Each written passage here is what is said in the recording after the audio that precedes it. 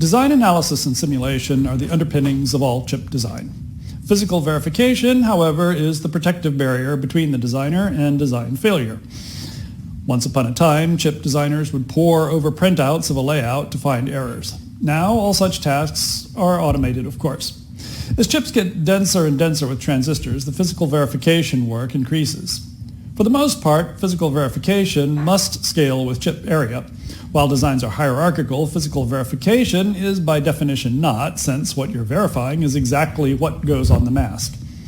In many ways, the physical verification is guarding against all sorts of shortcuts that designers take to keep the complexity of a design under control through hierarchy and reuse.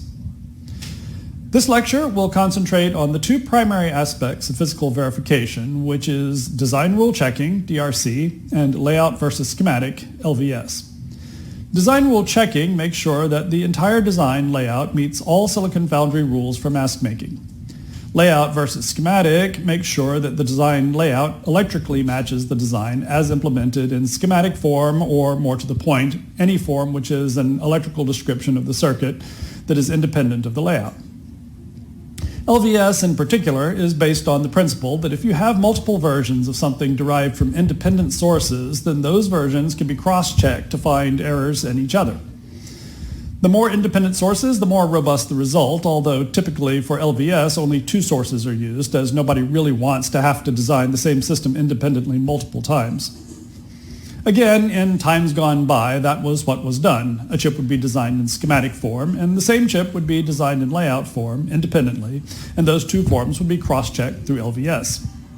In modern practice, the tendency toward automation means that chips are designed from a single source, usually a register transfer language, RTL, like Verilog or VHDL.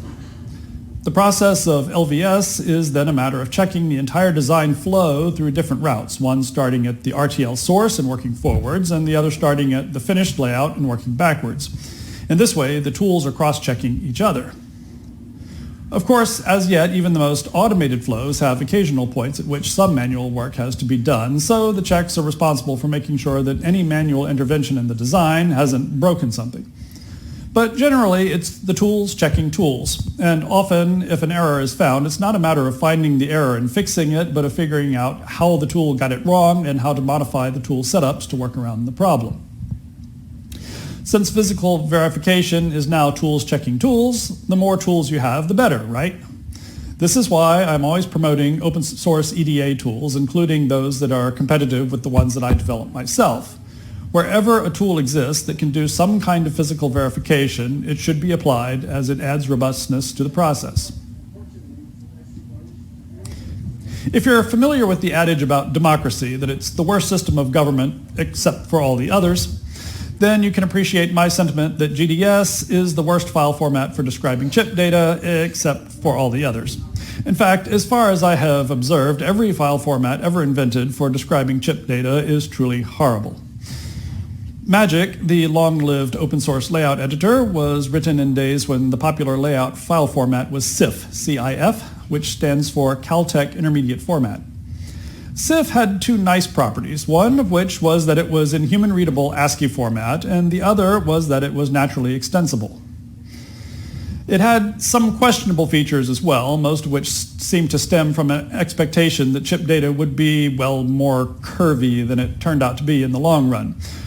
For example, one of the major CIF structures was the round flash for drawing circles, and one feature was that all rectangles could be described by a center point, length, width, and rotation, such that it was just as easy to draw a wire at 13 degrees as it was to draw one at 0 or 90.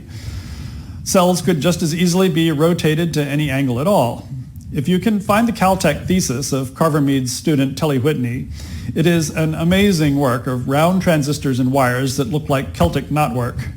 I found that in a book somebody published on chip layout as artwork, but that's not the way that chip layout was destined to go.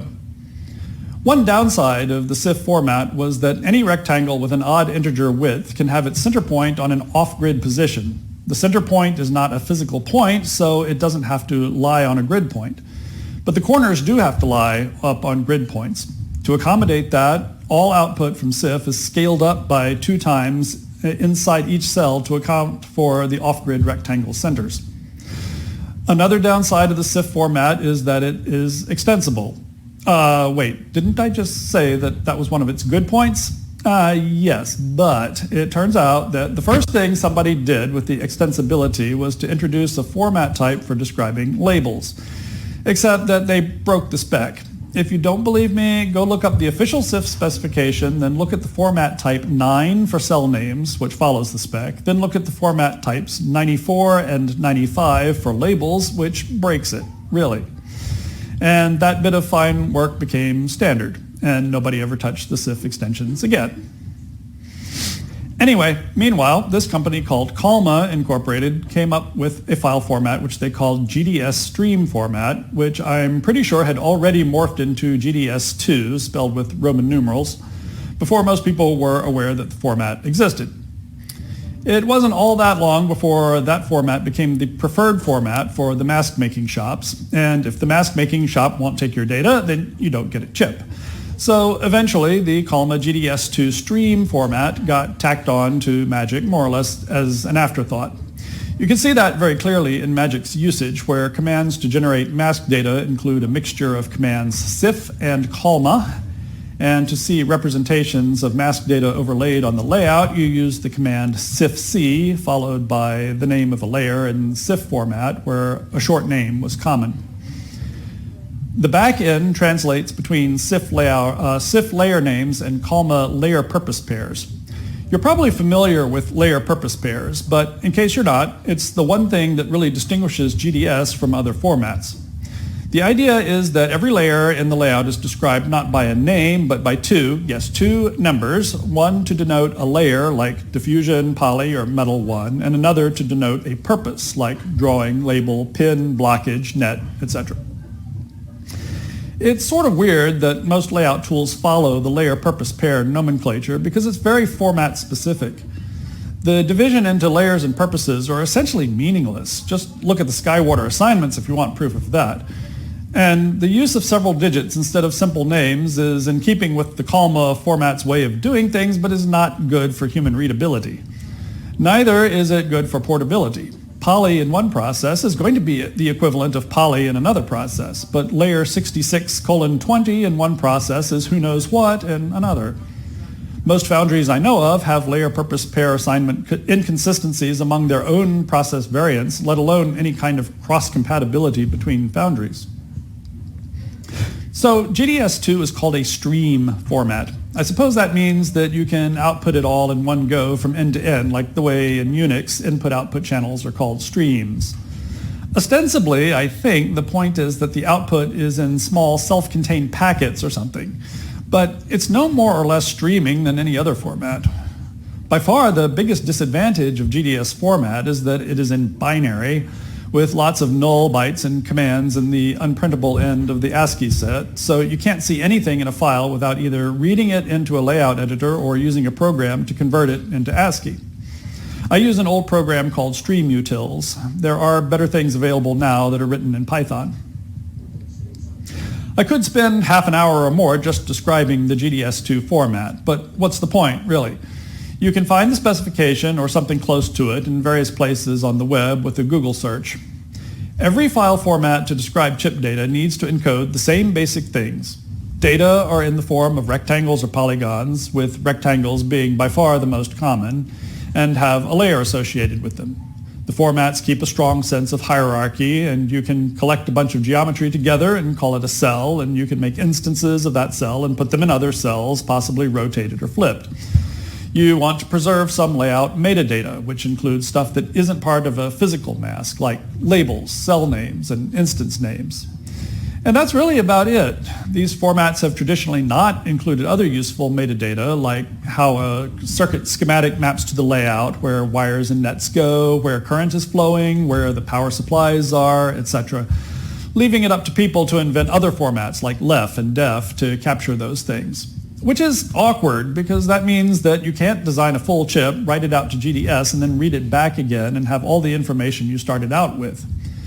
Magic is notorious for that, but it's generally true of these chip data file formats because they lose metadata. There are a few additional tools in the OpenPDK's repository under the Common directory.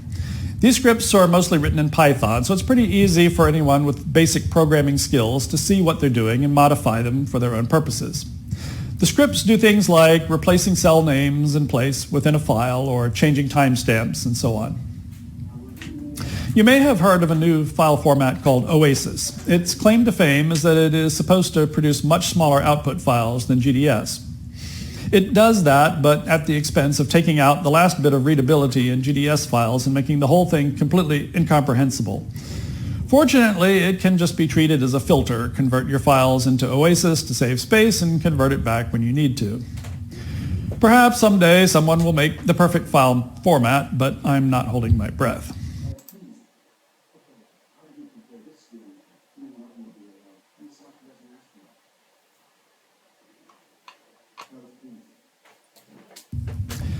I mentioned, in case you didn't notice, that chip layout file formats don't contain much metadata, and that includes any concept of a netlist that corresponds to the layout.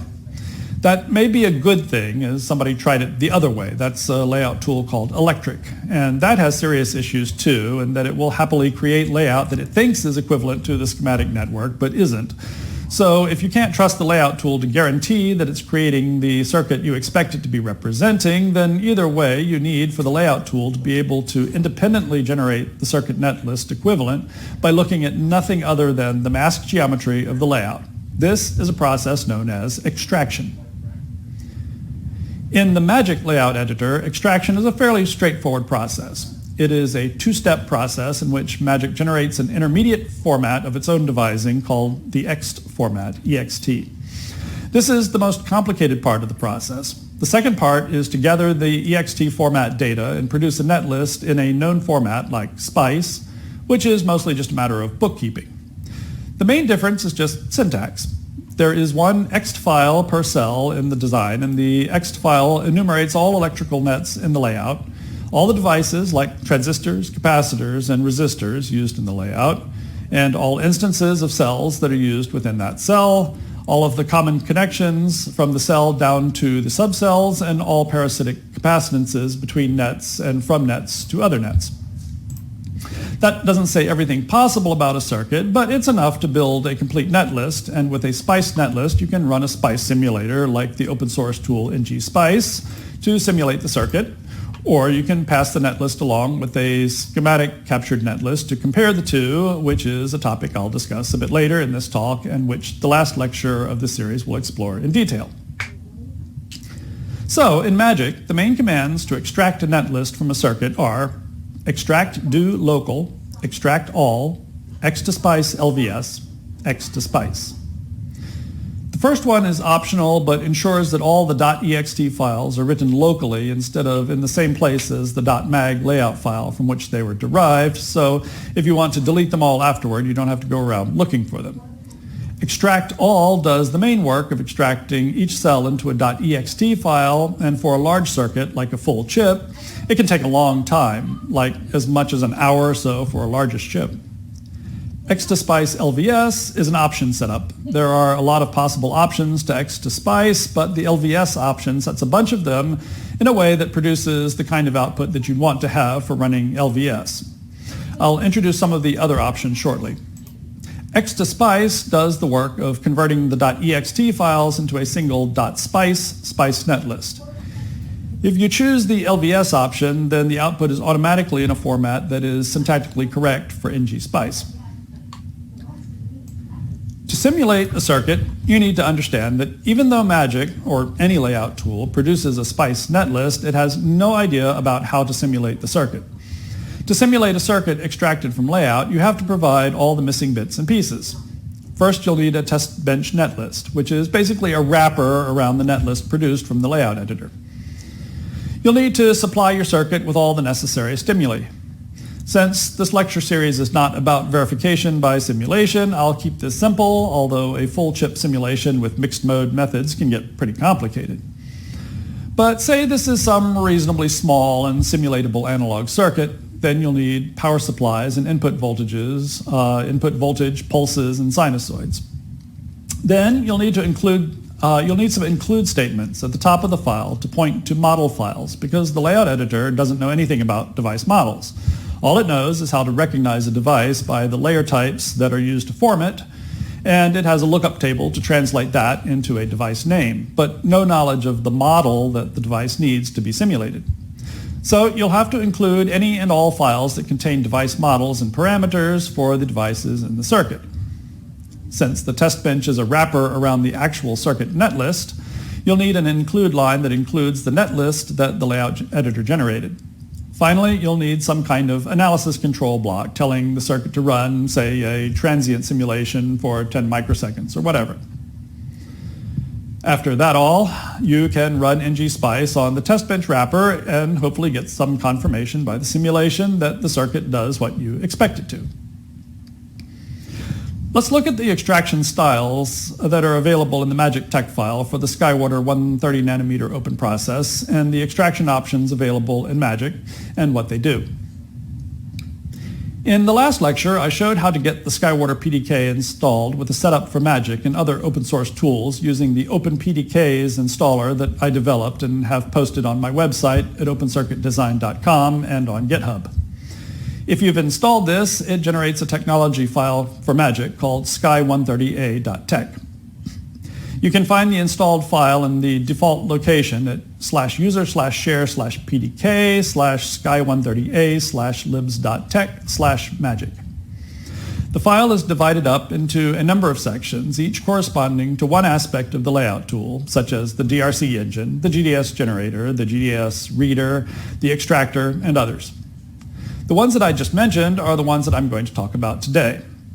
Each of the sections that I just mentioned can come in any number of varieties called styles. Each style begins with the keyword style and the name for the style, and it ends with the start of another style or with the end of the section. The styles exist to do different things, and each one has a purpose. I'll talk about GDS and DRC styles later.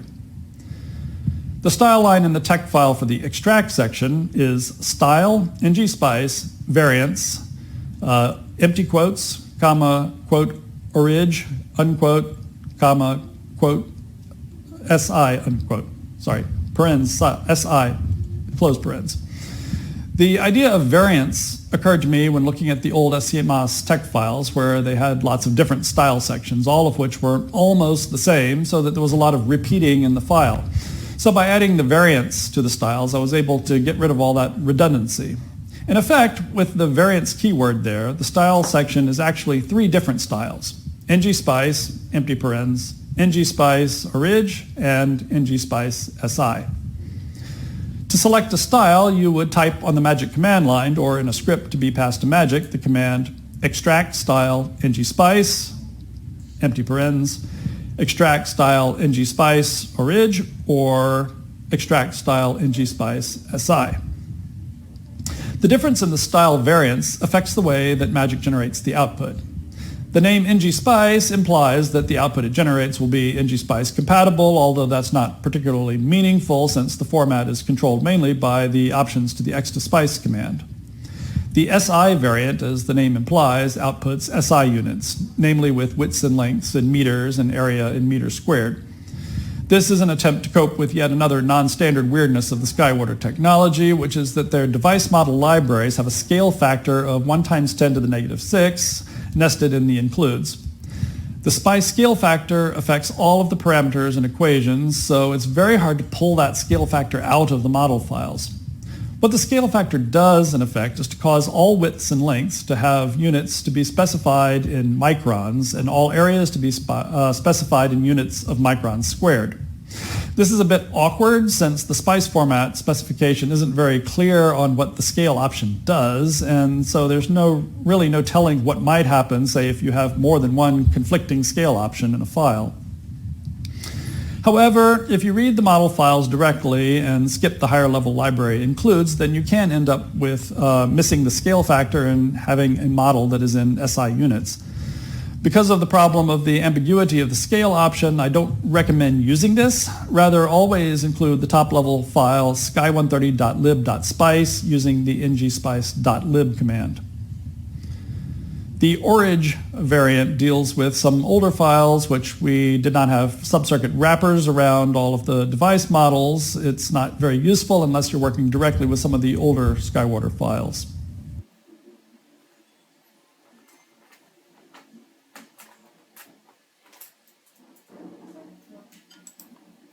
What was that sound? Desk.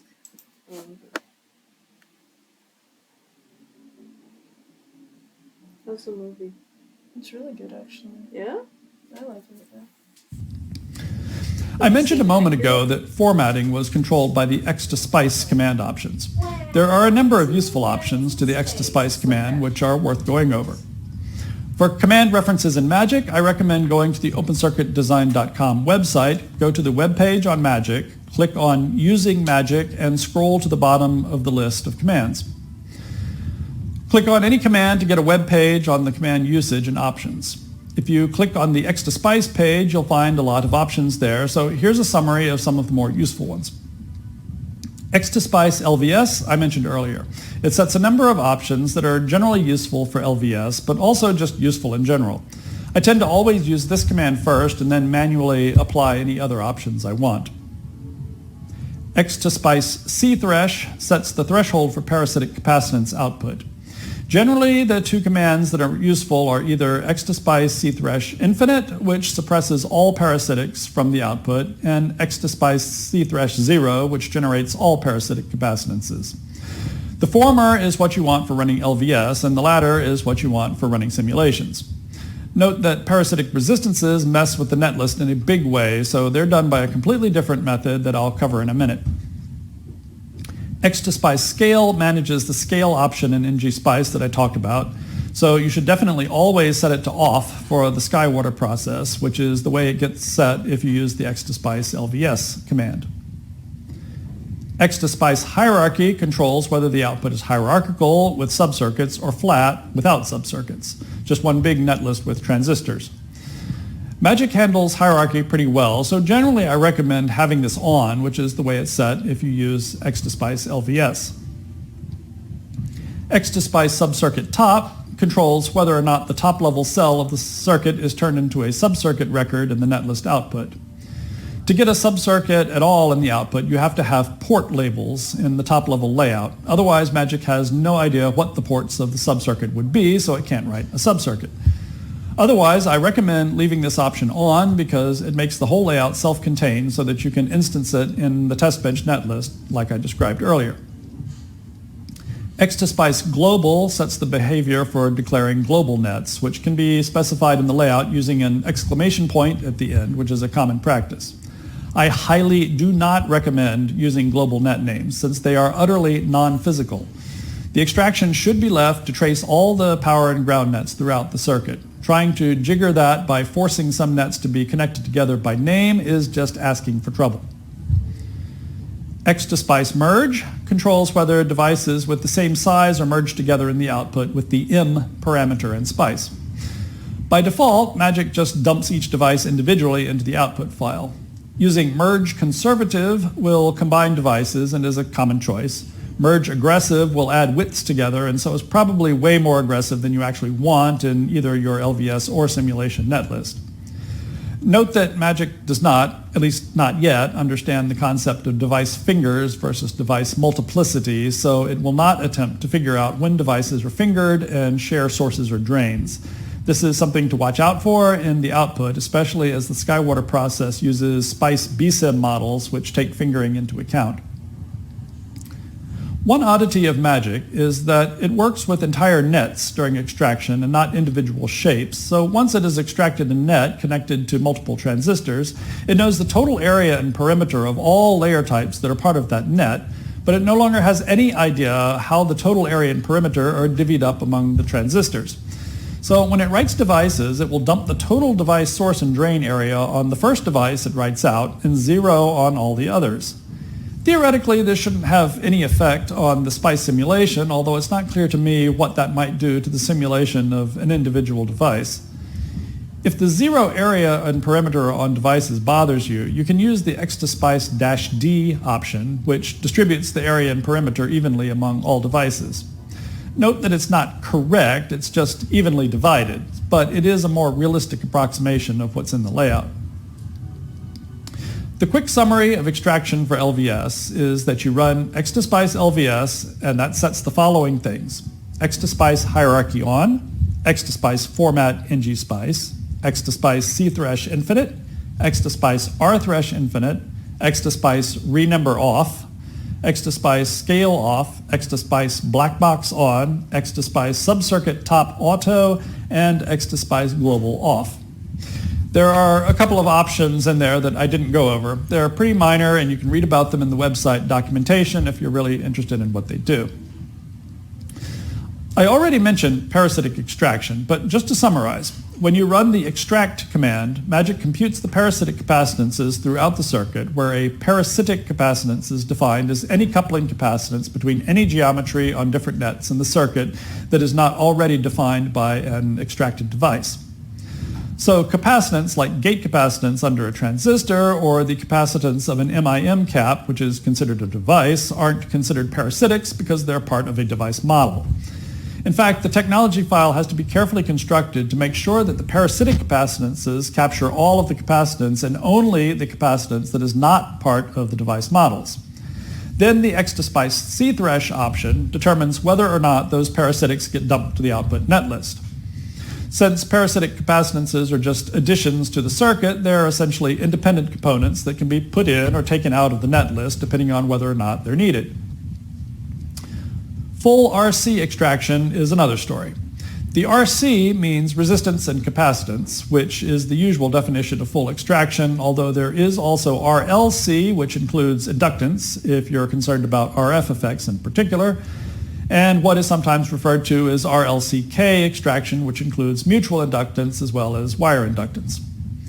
Magic doesn't know how to do inductance extraction, which requires a tool that is essentially a 3D field equation solver. Magic can do full RC extraction, which will replace wires with their resistive equivalent. It will often kill a simulation to try to replace every wire connection in a circuit with its equivalent resistor. So this is usually done with a threshold. Wires that are long enough to exceed the threshold resistance will be replaced with resistors. Unlike parasitic capacitances, adding parasitic resistance is highly disruptive to the netlist. The netlist topology is completely rewired around the extra devices. The upshot is that you can't just set an option in xtoSpice to add or exclude parasitic resistances. There is another command, xtresist, that performs a complete network analysis and produces a file with annotations to the existing netlist. Once the annotation files have been created, then you can just turn the parasitic resistances on and off in the output netlist with the xtoSpice xtresist command option. The lab portion of this tutorial will cover full RC extraction and some of the issues that it currently has.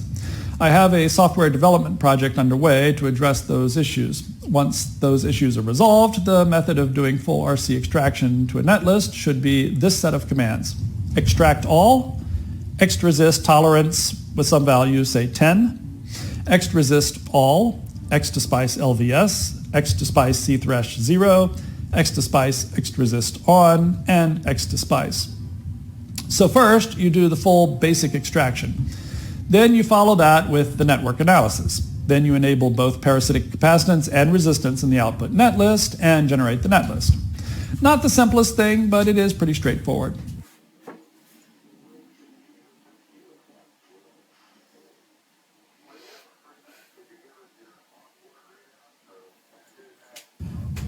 Now let's shift gears and look at the GDS reading and writing. The command to do both in Magic is the GDS command, and you can go look at the command reference on opencircuitdesign.com to get a full description of all the command options and what they do. There are a bunch of command options that affect how GDS files are both read and written, so I'll describe the important ones. I'll start with reading GDS. The basic command for that is the GDS read command with the file name of the GDS file to read with or without the file name extension. The main reason to use options when reading GDS is to deal with complications caused by the difference in the way other tools write GDS or allow cell hierarchy to be generated versus what Magic does. If you're reading a GDS file that Magic wrote, you shouldn't need any options, just GDS read should do it. The option read only is used when creating a library for use in Magic, starting with a GDS library provided by a vendor. An example would be a standard cell library, especially like the SkyWater Sky130_FD_IO, say. The read-only option is an important one and has a number of unique and sometimes unexpected effects, so I'll try to go over it carefully. The underlying reason for the read-only option is that Magic is different from other layout editors. Its layer types often do not correspond to layers in a GDS file, and it will destroy information when reading a GDS file. Mask layers like implants or layers like ID layers are often used to create derived types, and then the original layer types, the original layer information is discarded. Sometimes this is non-consequential. Even though Magic may not generate exactly the same layer geometry as was in the input, it will still write out a valid output. In some cases, though, the vendor files have layers that the Magic text file doesn't represent. This is the case with the seal ring and the SkyWater technology. Or it has finely hand-edited geometry that breaks design rules or uses mask add-drop layers to mitigate optical effects. That's the case with the SRAM core cells. Or it has really badly conceived hierarchy that makes it impossible for Magic to regenerate exactly. That's the case with the SkyWater I/O cells. Regardless of the case, the underlying problem is the same. The cells come from the vendor and are validated and approved for use as is, so messing with them in any way is out of the question. So Magic has to have some way to read in a cell from a vendor-approved GDS file and write it back out unchanged. That's what the read-only option is for. Magic will read in the data and represent it as best it can. At the same time, it creates a property in every cell that it reads in with a pointer to the GDS source file and the byte positions of the cell within that file. So when you use that cell in a design and you subsequently write out a GDS file, then the cell will be output exactly as it was in the original source file without any changes. There are two important things to remember about read-only cells. The first is that they are pointing to a source file, and that source file cannot be moved or else the original data will be lost and the cell can no longer be written out exactly as it was originally. The second thing to remember is that the view you see in Magic does not necessarily have to have anything to do with the original source data. If you were to edit that file and replace all the contents, it would look like a completely different layout, but it would still be saved as the original data when doing GDS write. That's why the command option is called read-only. When it reads a cell, the cell is marked read-only, so it can't be manipulated that way. But there are ways to get around that, so you should always be careful with read-only cells so that you can trust that what you see in the cell when you're working with it in Magic is compatible with what is going to be written out when doing GDS write. There are a couple of really useful ways to make use of the fact that the layout you see in Magic is decoupled from the actual GDS layout. One is to allow the use of an abstract cell. At eFabless, we came up with the name maglef to describe these cells, since left format files are one kind of abstract view of a cell. These maglef views are also created by the OpenPDK's installer when installing the SkyWater OpenPDK. The way it works is that the cell is first read in with the read-only option to get the pointer to the bounds of the cell data in the GDS file. Independently, the macro from the left file for the same cell is read into Magic. Then the GDS file pointers are copied from the read-only file into the abstract view that was read from left. That leaves an abstract view cell that is a replacement for the original and will be replaced with the original when writing GDS from a layout using the abstract view. This works assuming that the left macro is correct. The abstract view captures the name and positions of all the pins and captures all the obstruction layers in the left macro that tell where layers cannot be drawn in the layout because there's something there in the actual vendor layout. This abstract view is great for representing cells that would otherwise have lots of DRC errors, or for proprietary cells the vendor won't give you the actual layout of, or just for simplifying huge blocks of layout. Abstract views do need to be used with a dose of caution, though, because with the abstract view, Magic can no longer see any detail of the original layout. For example, if the cell has a deep in-well, but there is no representation in Magic for a deep in-well obstruction layer, then Magic won't be able to flag a DRC error if another deep in-well is placed too close to the abstract cell. Used with caution, though, abstract views can be very useful. Back to the GDS read command options. Sometimes the greatest difficulty that Magic has in reading a GDS file that was written by another tool is that devices in that GDS have been split across a hierarchy of cells. In Magic, that's an absolute no-no. Generally, the best practice is to keep the layout hierarchy matching the schematic hierarchy as much as it is practical to do. Having a layout in which a transistor's source and drain layer is in one cell, but its gate layer is in another cell would be impossible to do in a schematic. Likewise, having a regular transistor in one cell, but the high voltage implant that makes it a high voltage transistor in another cell is impossible to do in a schematic, and it's prohibited in Magic. But other layout tools, unwisely, do this all the time. Fortunately, in the large majority of cases, the parts of a device that make it uniquely identifiable as a specific device type in Magic are rarely separated by more than one level of hierarchy, and often the underlying subcells that are causing the problem are automatically generated by a tool that prefixes those cells with the same prefix.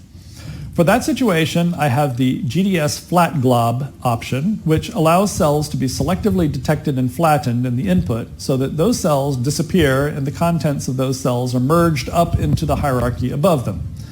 I found that this solves the vast majority of problems reading vendor cells.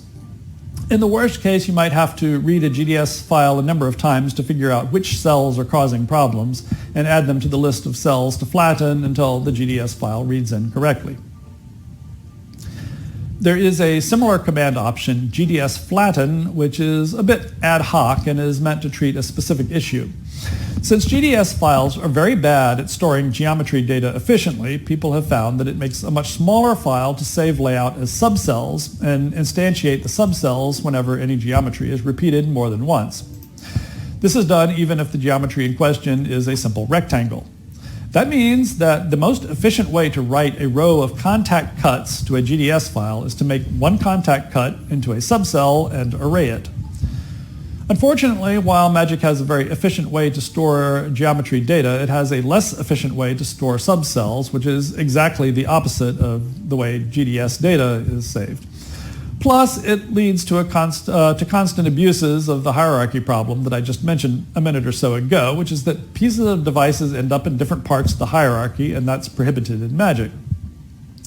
The problem with devices also exists for contacts. Because Magic represents contacts as including both the contact cut and the surrounding metals, breaking up a contact into separate hierarchy layers is also forbidden. The GDS flatten specifically deals with the contact issue, but usually helps with the issue mentioned above about transistors split across a hierarchy. Because the contact arrays consist of only one rectangle in a subcell, it's easy to make an ad hoc rule that all subcells containing only fewer than, say, n geometry primitives should automatically be flattened. Setting n to a default of 10 seems to be a good rule for catching most such instances where devices and contacts are split across hierarchy to make the GDS file smaller. Sadly, if they just came up with the right file format to begin with, this wouldn't even be necessary, but what can you do? The last of the interesting options for GDS input is no duplicates. This tells Magic to ignore cell definitions in the GDS file that it already has in memory. This is another one that you need to be extremely careful with because you're essentially telling Magic to ignore what's in the GDS file and use its own definition of a file, and that's a good way to screw up a database if you don't do it right. But done carefully, you can do things like preload an abstract view of some cells in the layout, then read in the rest from GDS with the no duplicates option, and the abstract views will replace the GDS cells that are in the input file.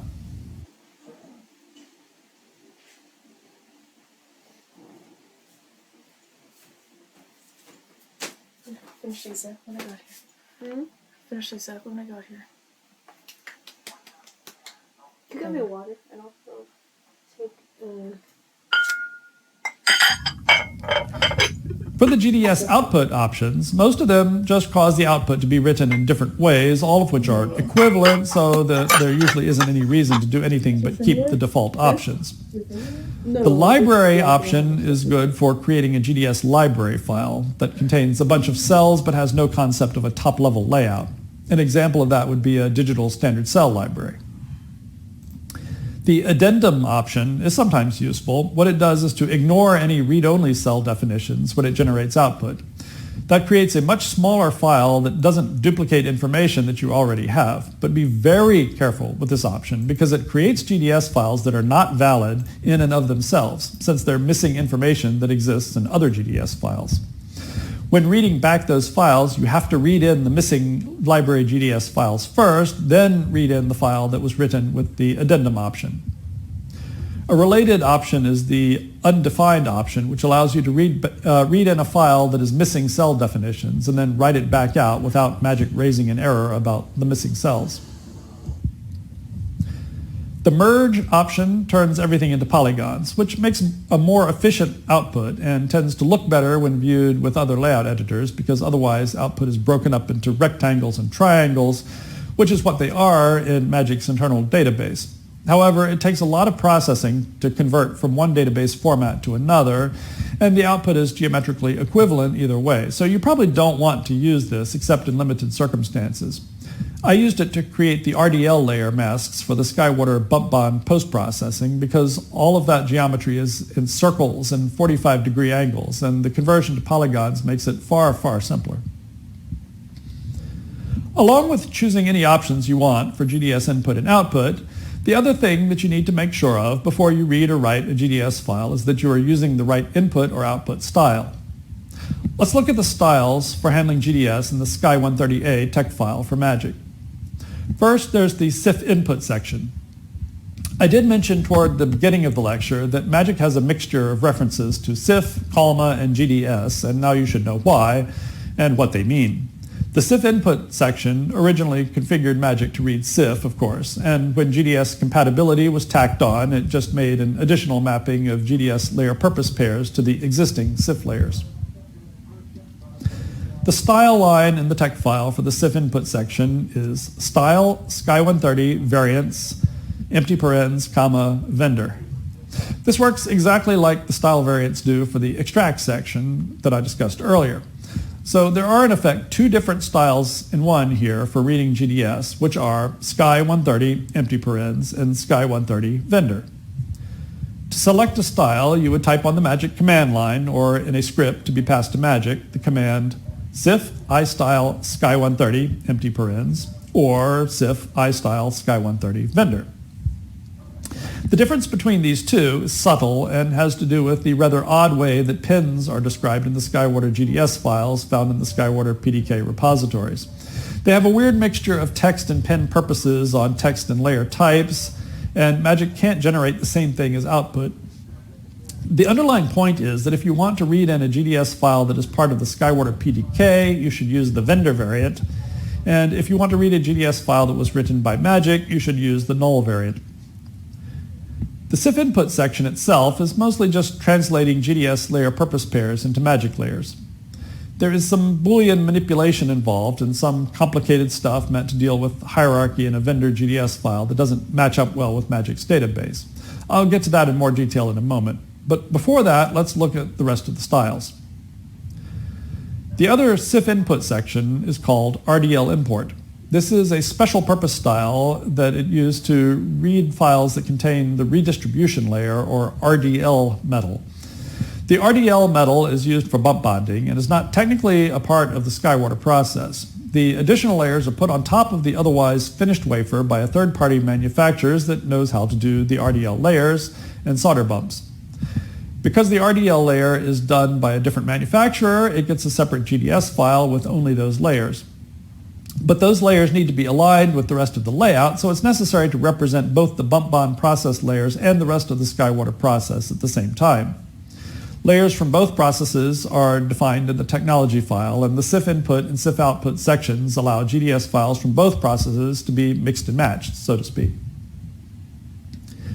Complementary to the CIF input section is the CIF output section.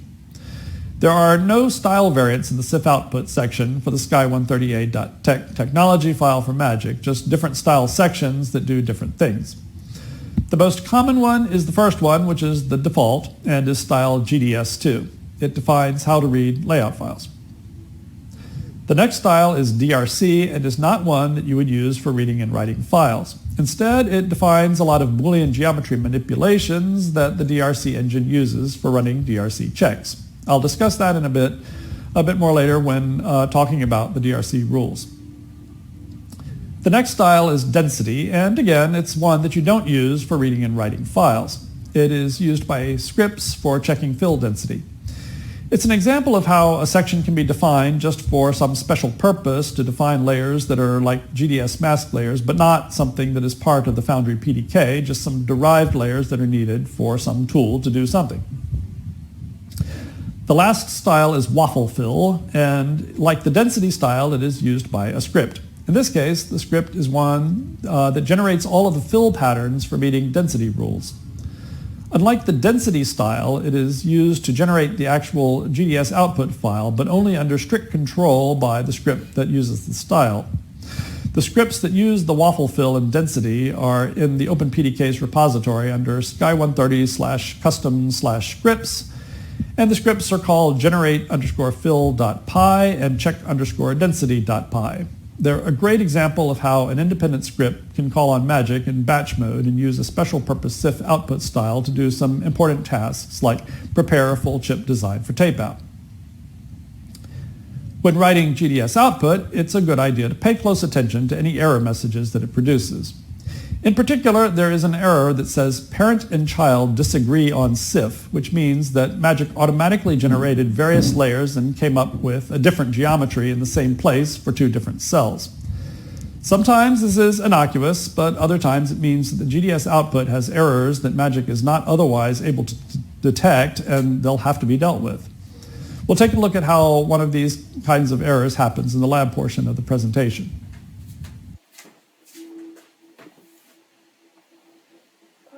You should start. Start what? You should start. Finishing? Yeah. 5 questions left. Hey! Wow, you've done really well. Thank you.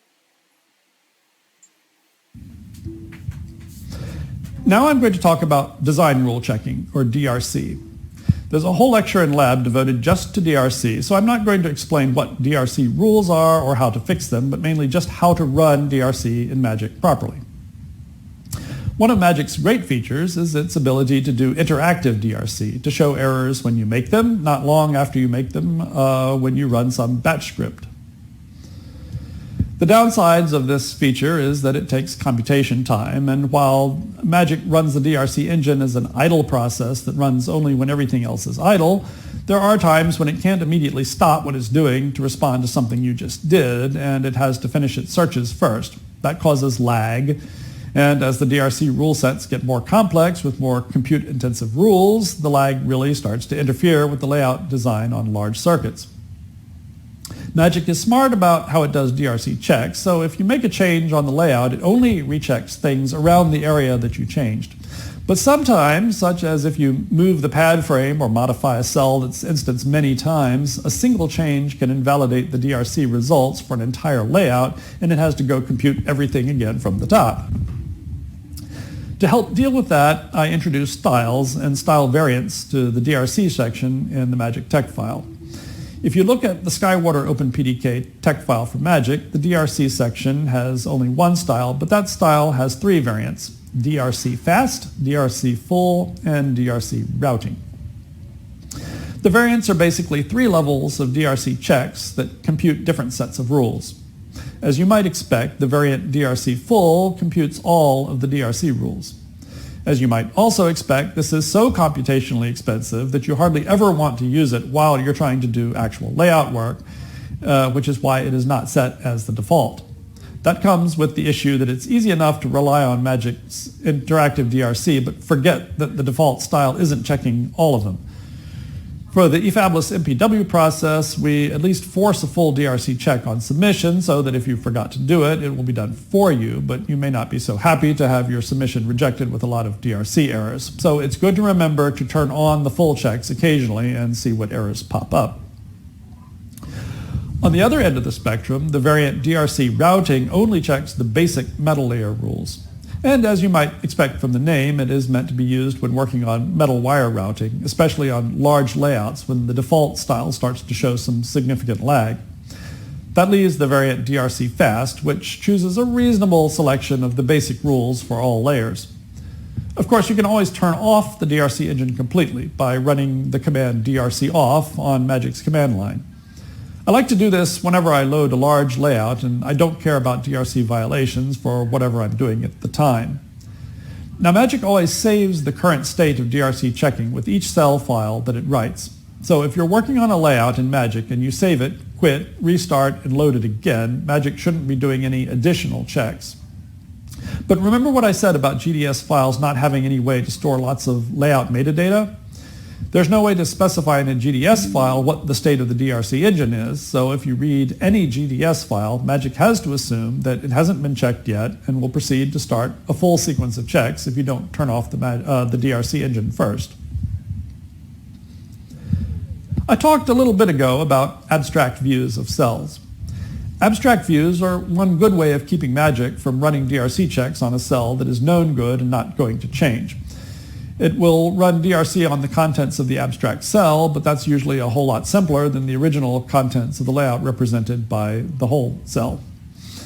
Magic doesn't really have a way to turn off its DRC checking for a specific cell, like a read-only cell, because it's looking for interactions between cells in the hierarchy, and it will flatten all of the hierarchy in an area before running checks on the result.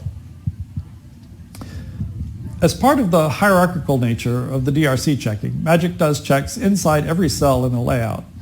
But it's possible to have DRC errors in a cell that get resolved in the hierarchy above it. You can see how this works if you create a parameterized device like a transistor from the PDK menu in Magic. The parameterized device will have via connections up to metal 1 over the device terminals, but it has no idea where you will want to route that metal 1, so it draws only the via and leaves it at that.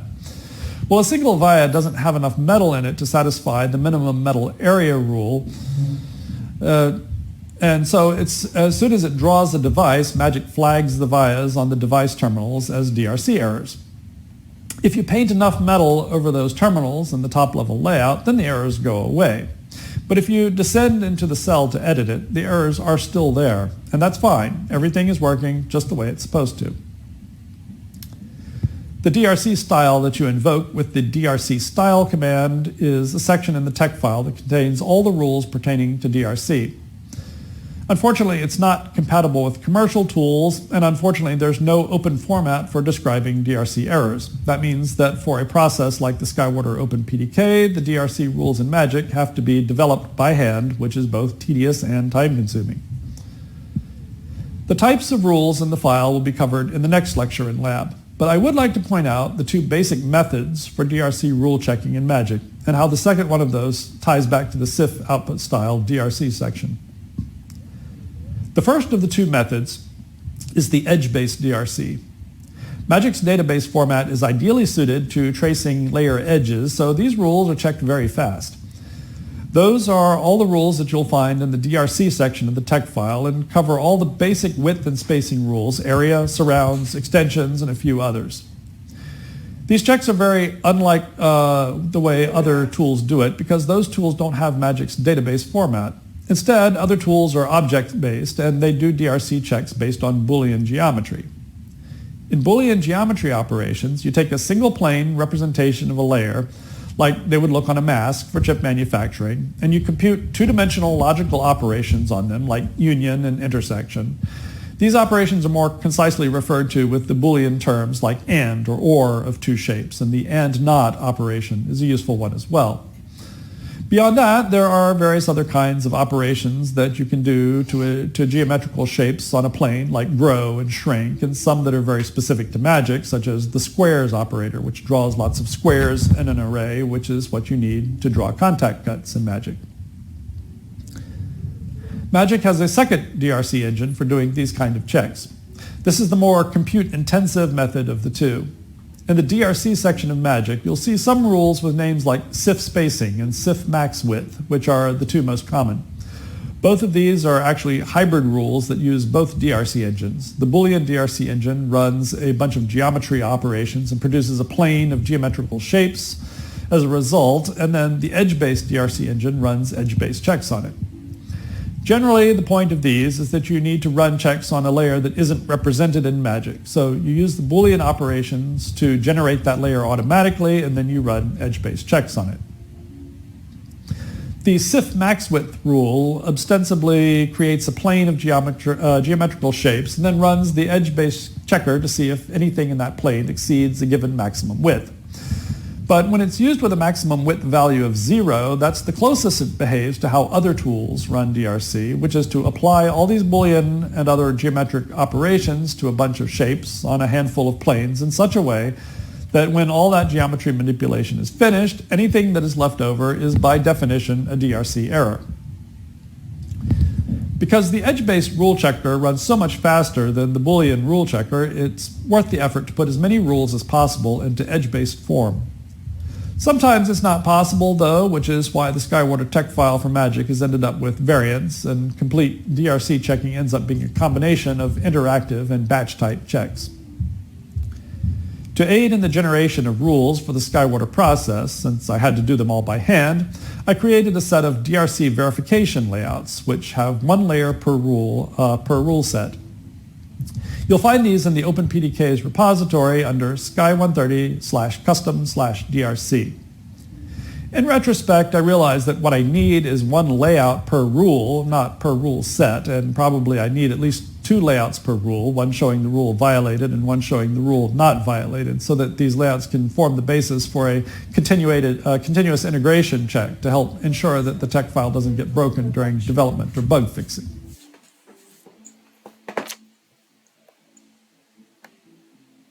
Ahora quedan todos los videos del laboratorio, yo creo. Oh, no, eso no fue.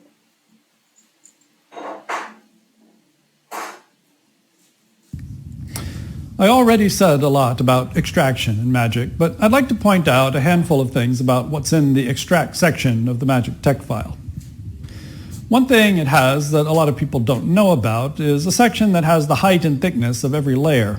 This information is used by a 3D rendering engine in Magic that can produce 3D visualizations of any layout. It has the ability to use the cursor box in the layout window to define a cut plane that it can then use to draw a 3D cross-sectional view. For the purpose of parasitic extraction, the text file contains information about the resistance of every layer in the process, the resistance of all contact cuts, and the parasitic capacitances between all layers. The parasitic capacitances need some discussion. Some modern layout tools, or at least the extraction engines, have very sophisticated representation of parasitic capacitances described by complicated equations that are empirically derived and therefore unique to each process. Other tools have a much simpler representation. A lot of place and route tools only look at basic capacitance to ground for narrow wires. Magic is somewhere in between. It has always had the ability to capture plate and fringe capacitance between not just a layer and ground, but from the layer to any other layer, top or bottom, and sidewall capacitance between shapes on the same layer. However, its equations are relatively simple and don't capture various second-order or higher-order fringing effects. The result is not bad, especially for processes around 130 nanometers and up, like the SkyWater process. It's a reasonable approximation. Unfortunately, as the feature size goes down from there, the higher order effects become rather significant and Magic's results really start to deviate from measurement. At some point, to keep up with smaller feature size processes, Magic's extraction will have to be upgraded if anyone wants to trust the results of the extraction for analog simulation with parasitics. Magic has a pretty comprehensive set of ways to describe devices, which I've worked on for many years and recently updated to be even more flexible. As I mentioned toward the beginning of the lecture, Magic likes to see all the layers needed to describe a device in the same cell because that makes it easy for the extraction engine to do its work. Describing a device is mainly a matter of having one layer type that is the device, like the gate of a MOSFET transistor, the body of a resistor, the top plate of a capacitor, or the base of a bipolar transistor. Then it needs to know what layer types connect to that type, what layer types form the substrate underneath, and what layer types might cause it to be treated as a different kind of device. It can represent all the basic semiconductor types that SPICE knows about, and it can also represent any device as a subcircuit, which is the more common way to represent devices and processes now, because the subcircuits can contain multiple components that represent the device more accurately than any single SPICE device model. But since subcircuits in SPICE don't have fixed parameters like device models do, there's also a method to tell Magic when to compute a parameter value like device width or length and pass it to the subcircuit. There is one kind of DRC check that is done during the extraction and may not otherwise show up as a DRC error, so it's usually worth sorting through the extraction output to see if there are any error messages. Many extraction error messages are about labels, which should be checked, but usually aren't errors. Errors about types that can't overlap are more problematic, as they indicate that you might have something like a length of diffusion that overlaps a transistor gate in another cell. Because Magic needs to see all the transistor types in one cell, types of a device that are in different cells may cause Magic to extract the device incorrectly, so these type of error messages should be looked at very closely. Isn't this the last month? Yeah. 24th of October, we're done.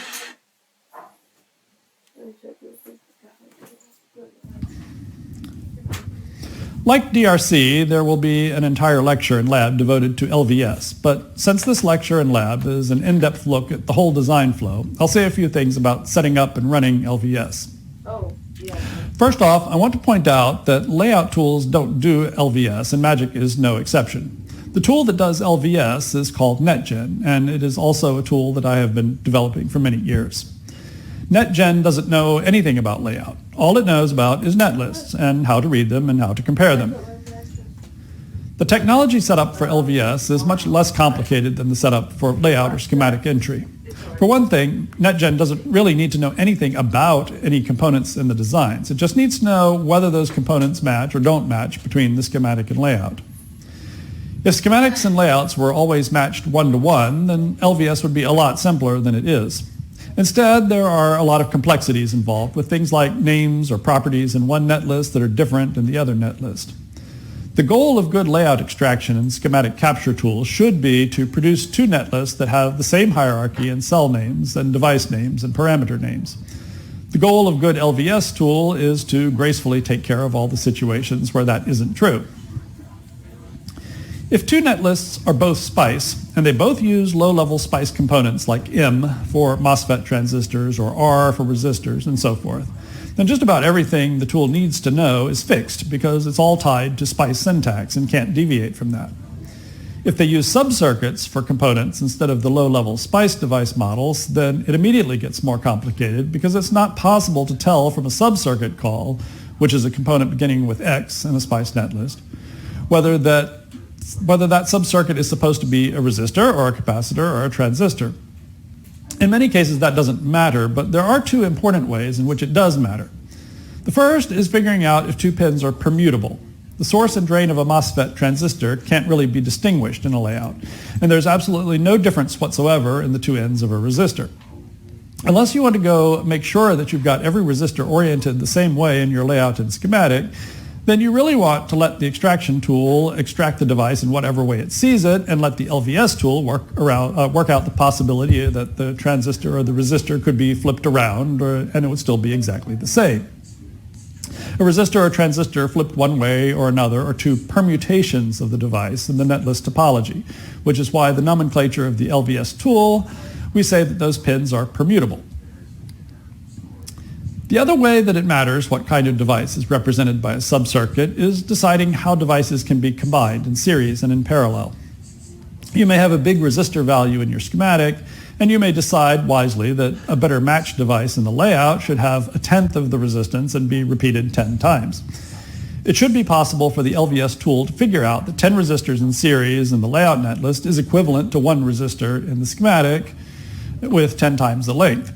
But the LVS tool can't know that it can combine lengths like that unless it knows that the device in question is a resistor.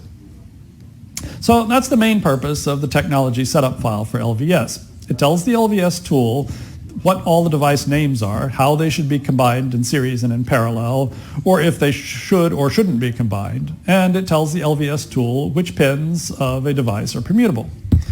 Then it says which properties are not interesting, which properties are of interest for comparing between netlists, and which properties are not interesting at all and should be ignored. And in some cases, it will tell the tool that a device should be completely ignored.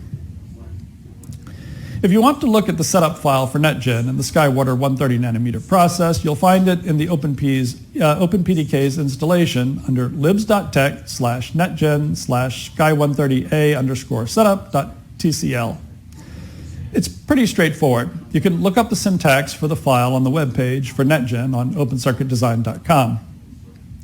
As the file extension implies, the file is just written in the TickleTK interpreter language. The command language for NetGen is, like for Magic, made as a set of special commands for the tool that extend the Tickle language. The setup file for NetGen is a combination of interpreter code like conditionals and loops and commands that NetGen understands like property and ignore and permute and equate. In fact, those are the only 4 NetGen commands used in the setup file. Now, devices, even if they are subcircuits, are expected to match by name between the layout and schematic netlists. One comes from a layout extraction tool and the other from a schematic capture tool. Both should have setups for the technology that have them produce a netlist output with device names that are the same and that can be plugged into ngSpice and simulated.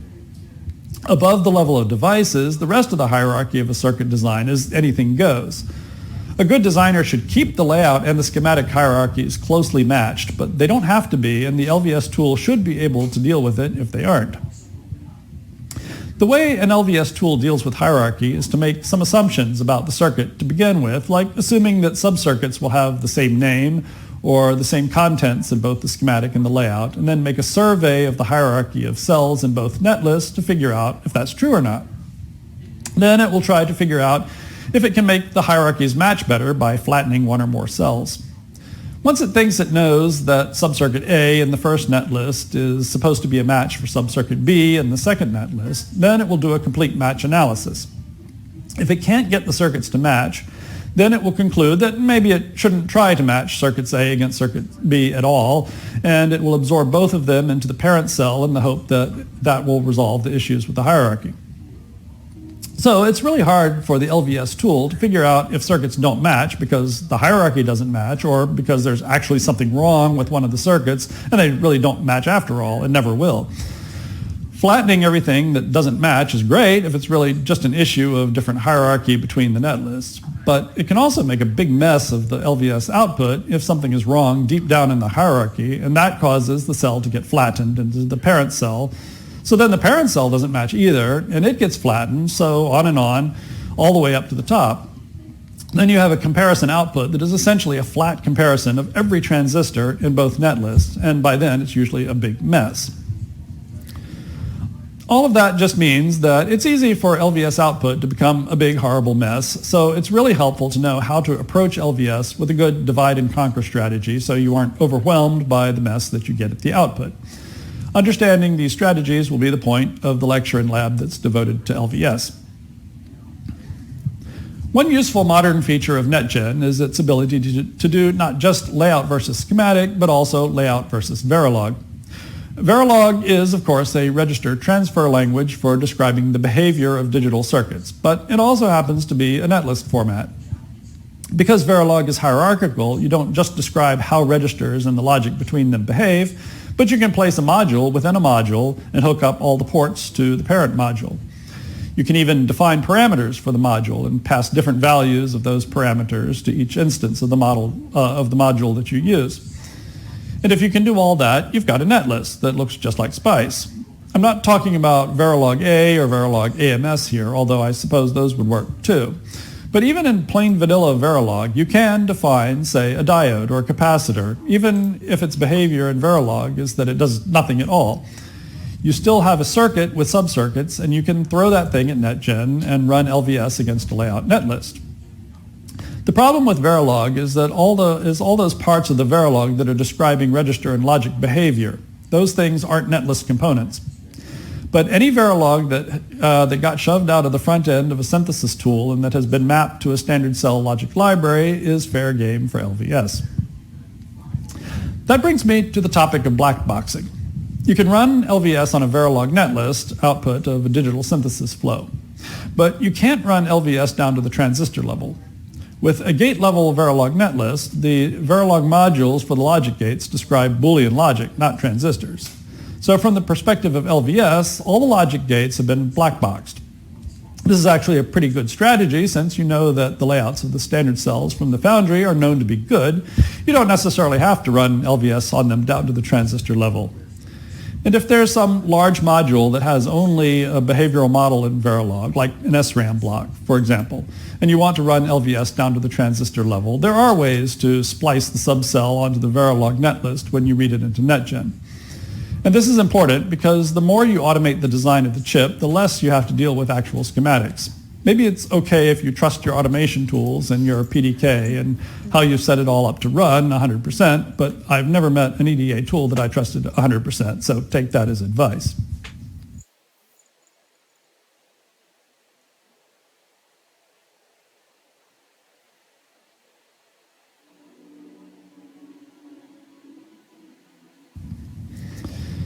There is another form of physical verification that doesn't get as much attention as DRC and LVS, and that's the XOR verification. The name XOR comes from the Boolean geometry exclusive OR operation and is used as a way to compare two layouts.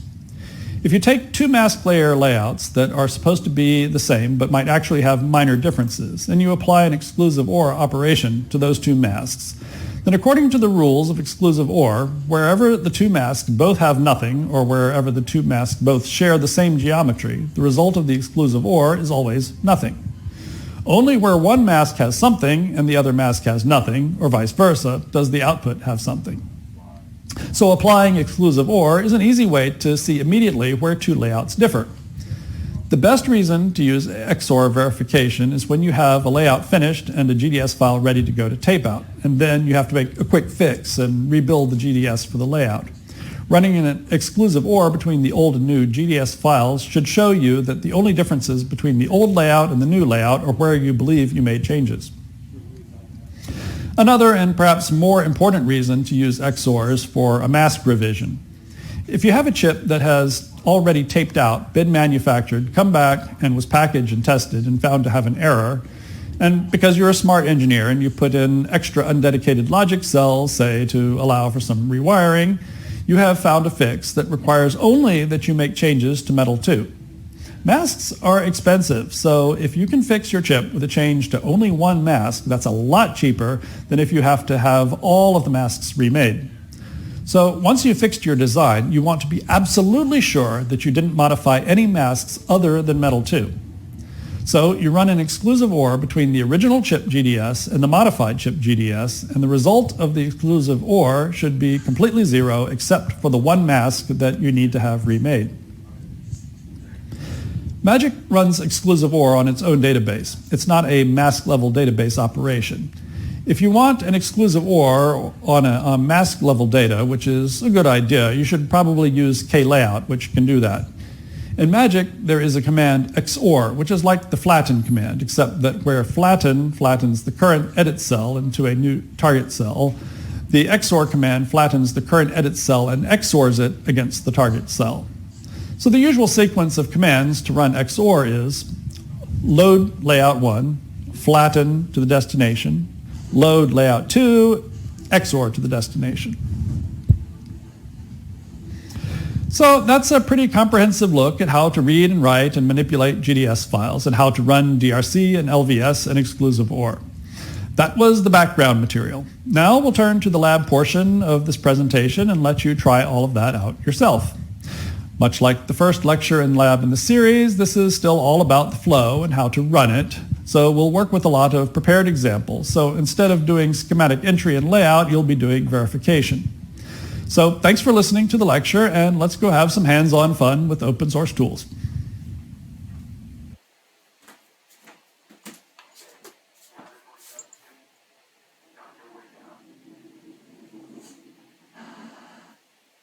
ideas for style were coming from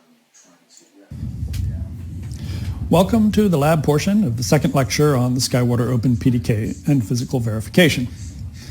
After listening to the lecture portion of this presentation, you should understand all about the GDS file format, how circuits are extracted, and how to run DRC, LVS, and XOR. But nothing sticks in the brain like doing it yourself, so that's what you'll be doing for this lab exercise. First, we'll start with some exercises in understanding how to deal with the GDS format. Since there are lots of GDS files and libraries in the SkyWater PDK, we'll start with those. They count as what I referred to in the lecture as vendor GDS files, or files that come directly from a third party, which in this case is the SkyWater Foundry.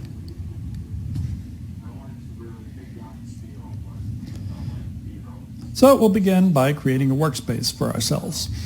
If you're up and running on the VSD platform with a Linux environment in front of you, then create a directory for the project, which you can call Lab 2. Then make for yourself a workspace for doing layout work. If you did the first lab exercise, this should be familiar. And then we'll copy the .magicrc file from the PDK into the local directory as .magicrc. So that's sky130a.magicrc, and this is .magicrc. And then start up Magic. So first, let's look at styles. So run the command sif list all istyle to get a list of all the known styles, and sif list style to get the style that is currently in effect. This is the official command to list all the styles, although I tend to prefer the simpler expedient of trying to set up a style that doesn't exist, since that spits out a bunch of useful information all at once. So I'll type sif istyle xxx, then it tells you both the style in effect and all the possible styles. In the lecture, I noted that there are minor differences between the two based on handling of text and pins. So let's see how that looks in practice. Now, Magic has a search path where it goes looking for things, but that applies only to the .mag database files, which Magic wrote out itself. GDS files don't have an associated path, so we'll have to read GDS files from the PDK by typing in the whole path to the PDK. For the first step, we'll just keep the default input style, even though that's not what we want for vendor GDS. And we'll do GDS read and go to the PDK, libs.ref, and the SCHD library GDS, and read in sky130 fdsc hd.gds.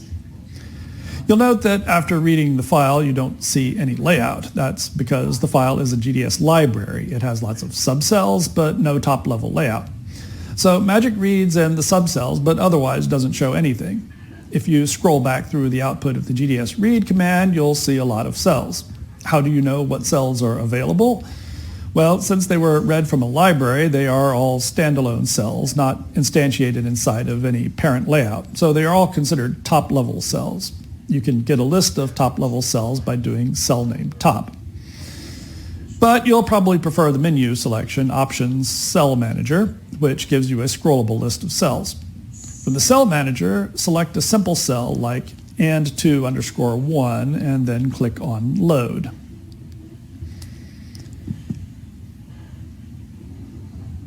It looks like what you would expect a 2-input AND gate to look at.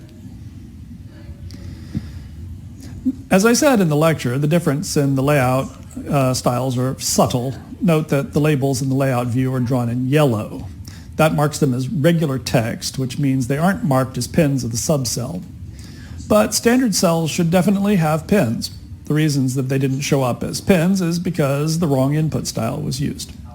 There are reasons actually not to care about this at all. We'll get to that in a minute. But since I'm trying to get you familiar with the use of styles in Magic, we'll do it this way.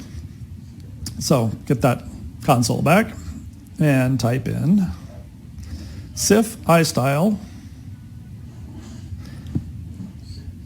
sky130 vendor, and then do GDS read, and we'll go back to that file that we just read. Two things to note here. One, that I reran the command by using the up arrow key to get back to the command history in a few steps, so I didn't have to type in the whole path again. The second is that I just ran the GDS read command on the same file that I had read in. Not only that, by doing so, I just overwrote the cell I was editing, and nothing bad came of it. The policy is that if a cell is read from GDS with the same name as an existing cell, the existing cell is cleared out and the new one is read in. More on that in just a moment. But note what changed in the cell. The labels turned from yellow to navy blue, indicating that these labels represent ports. So that's the difference between the two styles and why you should use the vendor style when reading vendor files. So I can reverse what I just did, and you should follow along by trying the same commands yourself. So do sif istyle sky130 like that, and then again up arrow to do the GDS read, and the labels are back to yellow. What if I didn't want to overwrite existing cells when reading from GDS? I can do GDS no duplicates, and I see that it's 0, meaning that the option is turned off, which is why it's rewriting the cells every time I read them in. So I can do GDS no duplicates true. Now I'll try again to change to the vendor style and reread. So I'll do sif istyle sky130 vendor, and then up arrow do the GDS read again. This time the label stayed yellow, and the output of the command keeps saying used pre-existing cell definition. So by using the no duplicates option, I kept it from overwriting the cells I had already read in. Okay, let's keep trying different approaches. I'll go back to the view with the ports by disabling the no duplicates option and rereading. So GDS no duplicates false, and then up arrow, read that file again.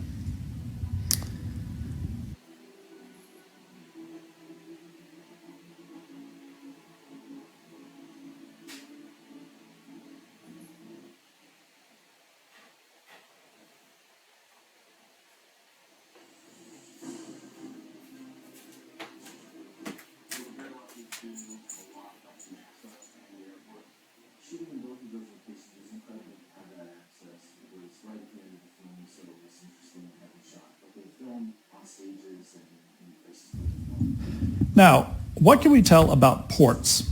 There are several ways to go about this as well. First, I can select a label on the layout and ask about it. The one catch to this method is that you can only ask about one label at a time, and sometimes it can be impossible to select just one label.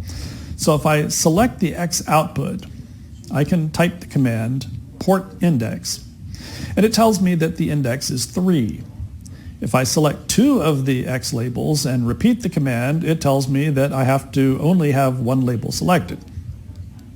If I try to select the ground net label, I have the same problem, only worse because there are 2 labels on top of each other there.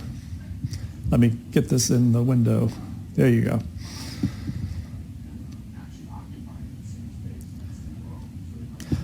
So the other way is somewhat tedious, but always tells you exactly everything about each port. So start with the command port first, which tells you that the index of the first numbered port. In this case, that's 1. Then you can query anything about that port by querying the port by its index. So type port 1 name, port 1 class, or port 1 use. Well, everything here is listed as default. Do you remember that I said in the lecture that one reason the GDS format is bad is that it doesn't have a way to preserve most metadata? Well, specifying a pin class or pin use is exactly metadata. And because GDS doesn't have a way to save that information, somebody came up with a new file format called lef that does just that. But what's worse is that the port index itself is metadata that isn't in the GDS file. But one of Magic's main functions is to extract files and produce net lists, and you can't write out a subcircuit without asserting some order to the pins, because the pin order is meaningful in SPICE. So Magic gives every pin an arbitrary order. But this file is from a vendor library. You can bring up another terminal and run an ls on the directory above where we read the GDS, which would be user share PDK, sky130a, libs.ref, sky130 fdsc hd. And there's a directory called spice there. Inside that directory, I find the spice library for all of the standard cells. It's called simply sky130 fdschd.spice. If I edit that with my favorite editor, my favorite is VI, I'm not an Emacs person, then I can search for and go to the and2.1 subcircuit definition. So we'll edit that file and search for and2_1. So here's a major underlying problem. The vendor library has a definition of a subcircuit for every standard cell, and that definition has a known port order. And that port order must be considered the correct port order because it's in a file that came from the vendor. We can't just go around rearranging the ports. But the port numbering is metadata, so it's not in the GDS file. Indeed, what you just saw in the output for Magic was that the first port index was 1, and the name of the port 1 was vpower. But in the vendor spice file, the first port in the subcircuit definition of the and2.1 gate is A. So whatever Magic may say about the port order, it's wrong because that metadata just doesn't exist in the GDS file. If I can make an aside remark here, there is a way to assert port order in a GDS file simply by writing the labels in the correct order and reading them back that way. But I haven't seen any layout tool that does this other than Magic. Magic will preserve port order when it writes out and reads back GDS. But there's only so much metadata that you can capture by tricky little methods like that, so it's not as useful as it might seem. So there's a big question here, which is, how do you read in a layout of a cell and get all the metadata along with it? Well, I did say that the metadata was captured in other files. Really, everything that you should need to know about a layout is captured in the GDS file, the left file, and the spice netlist. Magic has a way to capture the metadata, which is to annotate a layout with metadata information from left and spice files. Here's how you do it. First, to get to the left data, Magic has a left read command. Usually the left read command is used to read the abstract view of the cell. We'll take a look at the abstract views in a little bit.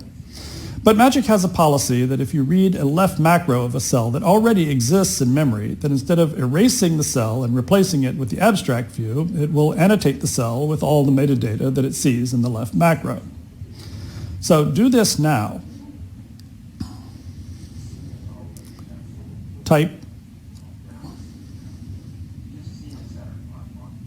left read user share PDK sky130a libs.ref sky130 fdsc.hd left sky130 fdsc.hd.left. This file contains all of the macros for the whole standard cell set. It doesn't matter if you are editing a cell or not. If the left file has a macro matching a cell in the database, that cell gets annotated. So let's repeat some of the commands we did earlier. Try port 1 name. The name of the first port is still vpower. That's because port order is not metadata that's captured in either left or GDS. You'll only find it in a spice netlist, or equivalently a CDL netlist. But now do this. Port 1 use and port 1 class. Now you see the effect of reading in the left file to annotate the cell. Each port now has a valid use and class that provides extra information about it. So what about that port order? Magic doesn't have a spice read command like a left read command. Since spice is a netlist format and only describes devices and electrical connectivity, it doesn't say anything about layout. To be able to do spice read would imply automatic schematic driven layout, which is a great wish list item. Unfortunately, that wish list item comprises all of digital place and route, analog place and route, pad frame generation, floor planning, and a host of other stuff. But annotating layouts from spice to get the right port order, that we can do. For that, I wrote a simple tickle script that's called readSpice, and as a tickle procedure, you can run it from the Magic command line, just like a command. The way it goes is, and follow along with me here, of course, readSpice, user share PDK, sky130a, libs.ref, sky130 fdsc.hd, /spice, /sky130fdschd.spice. Since that's a script and not so closely integrated into the code as a command would be, it messes with the edit cells, so we'll need to get that N2 run cell back, which we can do from the cell manager window. So we'll go pick up N2 again. So here's what the annotation does. First, click on the window to put the cursor box so that Magic knows that command should be referenced to the cell in the layout window. Then run the command port first. The first port is still numbered 1, so do port 1 name. The first port is no longer named vPower, but A, and that matches the first port on the subcircuit in the SPICE file we were looking at. So the port annotation was successful. Now, a SPICE netlist only has to be internally consistent, so in one sense it doesn't matter what Magic thinks of the port order. If you extract a small digital layout in Magic that instantiates some logic like that N21 cell and simulate it, then it will simulate correctly no matter what the port order is, because Magic will write the same port order for the subcircuit and the subcircuit instance in the same file. But there are several ways that this can go wrong, and that has to do with abstract views. So let's look at what an abstract view is. As I said earlier, that has to do with reading a left file. But to get the abstract view, you have to read the left file in completely, not just use it for annotation. So you can't start with a cell in memory. So for this exercise, you'll have to start with a clean slate, so quit Magic and restart.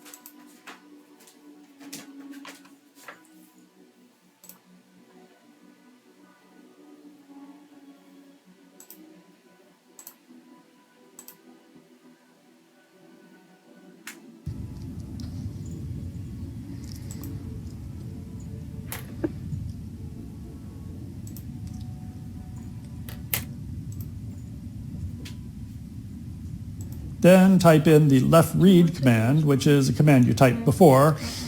Also, Magic preserves command history between sessions, so you don't have to type it. You can just up arrow until you get to it. So that's the left read command we did. A left file is a library, and unlike GDS, has no concept of a top level at all, so it will always just read into the background and you won't see anything in the layout window. So go back to the cell manager and select the same and2_1 cell and load it.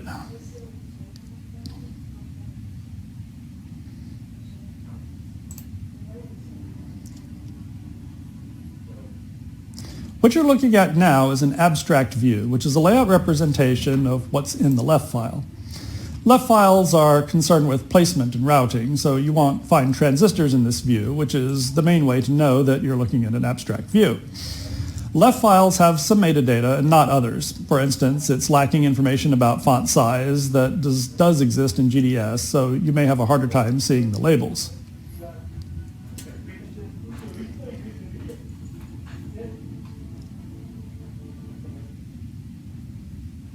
There's a label.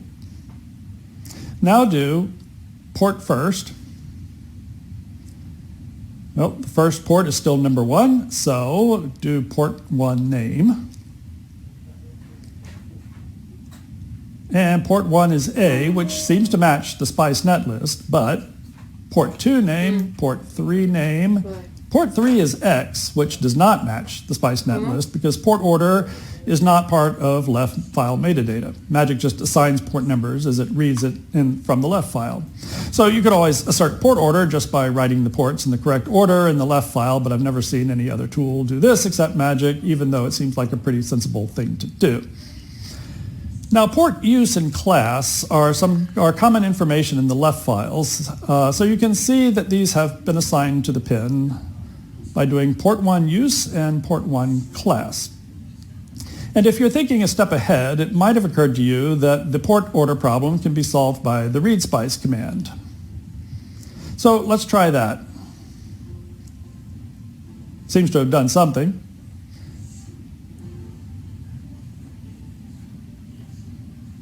So reload the AND2 cell from the cell manager.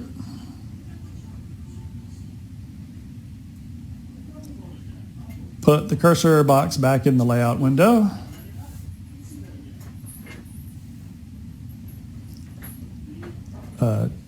Yes. And do port 3 name. Port 3 is now vground, which matches the vendor SPICE netlist. Here's what you need to know about abstract views, though. They aren't an exact representation of the layout. And if you write out an abstract view in a layout, you get an abstract view, and you lose all the transistors. To show this, start a layout. We'll just call it test, and we'll load it from here. Load test. Put the cursor box in the window, and type get cell SKY130 FDSC HD AND2 1 to instantiate the AND cell. Type V to view the whole thing, and then the S key to select the cell, and X to expand. It's still the abstract view. Now let's write that to GDS by doing GDS write test. Note that error message. Now quit Magic and restart.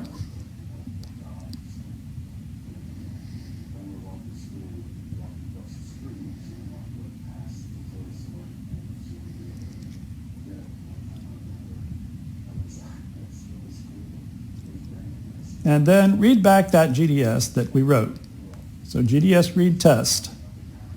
Select and expand. Does that look weird? Can you guess why? It's because Magic isn't really supposed to write abstract views into GDS. It comes down to metadata again. Left files know about two kinds of metal, pins and obstructions. Any metal that belongs to a pin is a pin, and everything else is an obstruction. An obstruction is a metadata concept. It doesn't correspond to a mask layer. You could, in theory, make a GDS layer corresponding to an obstruction, but SkyWater doesn't. So anything that isn't a pin disappears from the GDS file. As I said, you're not supposed to write abstract views to GDS, so it doesn't really matter that those layers aren't represented. Before I get into how to deal properly with an abstract view, first note that I didn't tell you to save the layout. If you followed my instructions, then you just wrote GDS, and you have only one file in the local directory, which is test.gds. So I want to show you something now. Right now, with this screwed up version of an abstract cell, do save test. So we'll save that as is, and quit Magic. Then restart Magic and do load test. Type S for select and X for expand. Whoa, what just happened? Well, the main thing that just happened there is that I told you to do save test and not write all. So if you look at the contents of the directory, you'll see test.mag, which is the top level layout, but you won't see SKY130 FDSC HD N2_1.mag. That's because the save command only works on the cell currently being edited and doesn't care about any subcells. But that's an interesting trick and one useful way to handle abstract views. I'm relying on the fact that the subcell I put in my test layout was from the set of libraries in the SkyWater PDK. The PDK setup for Magic that's in the .magicrc file tells Magic where to find all the library files. That's done with the add path command. And you can see where it found the standard cell contents by going to the console window and typing path. Just bring that up here.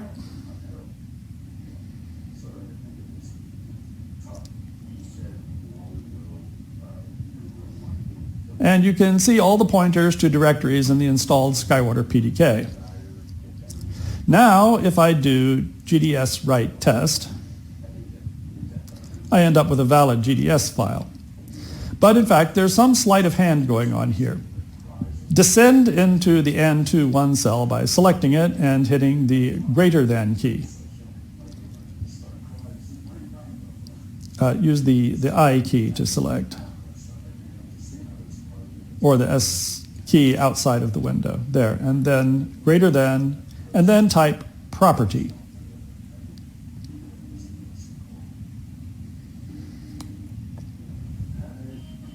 What you see is a bunch of properties that should be familiar to you. There's all the metadata from the left file, plus there's other metadata concerning a GDS file. What it's doing is it's referencing the GDS from a file, not from what you see. So what you see, although it has transistors and wells and whatnot, is actually just another kind of abstraction, though it's designed to be as faithful to the original as is possible within Magic. Here's how you can prove that the GDS file metadata turns this into, effectively, another kind of abstract view. First, you'll need to edit the cell, so pop back up to the top level with the less than key. Since the cell comes from a vendor file, it's not writable or editable, so we'll have to force it to be editable by doing, let me bring up the console window again. Cell name writable, Sky130 FDSC HD and 2_1 true.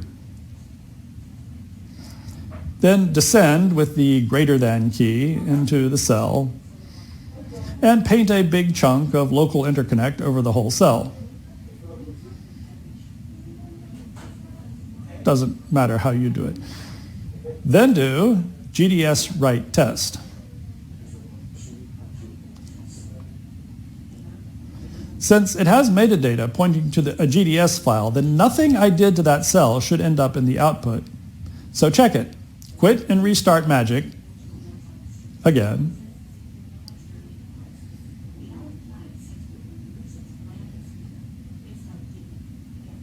And do GDS read test.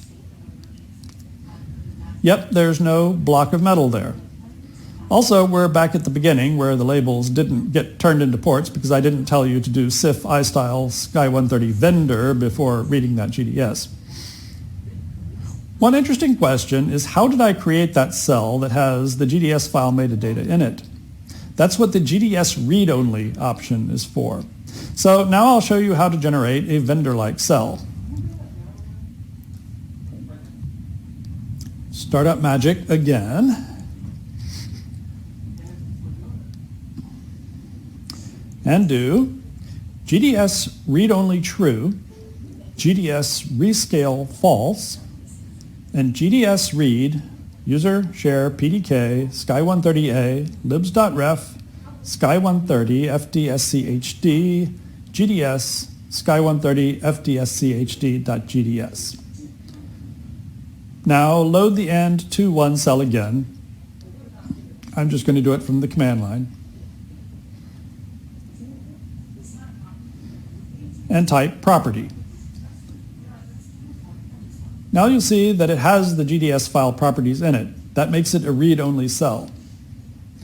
Now here is a quick challenge for you. Create a cell that is exactly like the one in Magic's default search path. That is, create a cell that is exactly like user share PDK Sky130A libs.ref Sky130 FDSCHD /mag /Sky130 FDSCHD and 2_1.mag.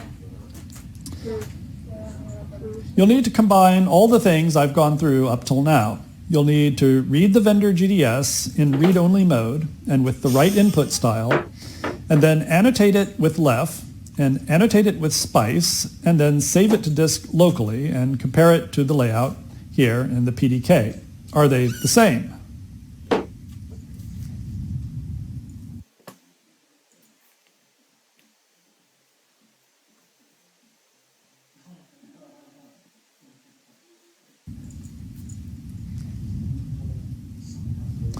Now let's look at extraction. As I explained in the lecture, extraction is how you get from a layout to a netlist, such as spice. You already know from the previous exercise that you can just load one of the SkyWater library cells and Magic knows where to find it. So start Magic and load the same cell that we've been working with, which is the AND2 gate.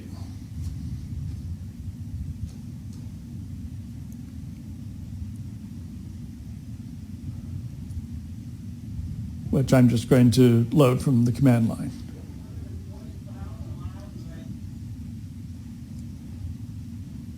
Simple extraction is easy. All you really need to do is type extract all. Magic explains what it's doing, so you know that it just created a .ext file. If you want to look at the contents of the file, you might find it instructive, but it's an intermediate format, and we only really care about the end result, which is a SPICE netlist. So you want to make sure you have some sane options set for netlist conversion. So run x2spice lvs, and then run x2spice. Now we're done, and you can exit Magic or just leave it up and look at the netlist in another terminal window. With my favorite editor, I can view the SPICE file just created. Now earlier we looked at the library entry in the PDK for this netlist. Here you just recreated the same thing. I'll leave it as an exercise for you, but you can confirm that the netlist Magic just produced is the same as the one in the PDK. They should both have the same port order because that metadata is in the Magic layout. They should both have 6 transistors, and all 6 should be sub-circuit calls, and so forth.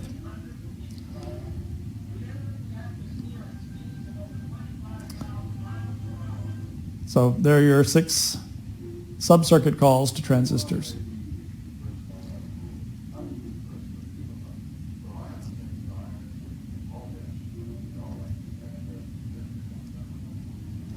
Now let's get fancier with the extraction. First, we could do parasitic extraction with parasitic capacitance only. That one is easy because the capacitance was already extracted and put into the .ext file. It's just that the x2spice lvs command told Magic not to output any of that to the SPICE file. But getting it into the netlist is easy. Just do x2spice cthresh 0 and run x2spice again. Now if you look again at the SPICE netlist, it has 21 capacitors in it, representing coupling between pretty much every net in the circuit. A couple of these are so small that they rounded off to 0. A slightly better output would be done, there's one of the 0 capacitors. So a slightly better output would be done with x2spice cthresh 0.01 and then rerun x2spice, which will exclude the 0 values by thresholding the output at 10 attofarads. Now the trickier part is getting a full RC parasitic extraction. Since I've not yet finished my development effort here, I'm going to try to explain both how it needs to be done now and how it should need to be done when I finish that update. The first thing is the one that I want to eventually get rid of, which is to generate a sim format file and a node file.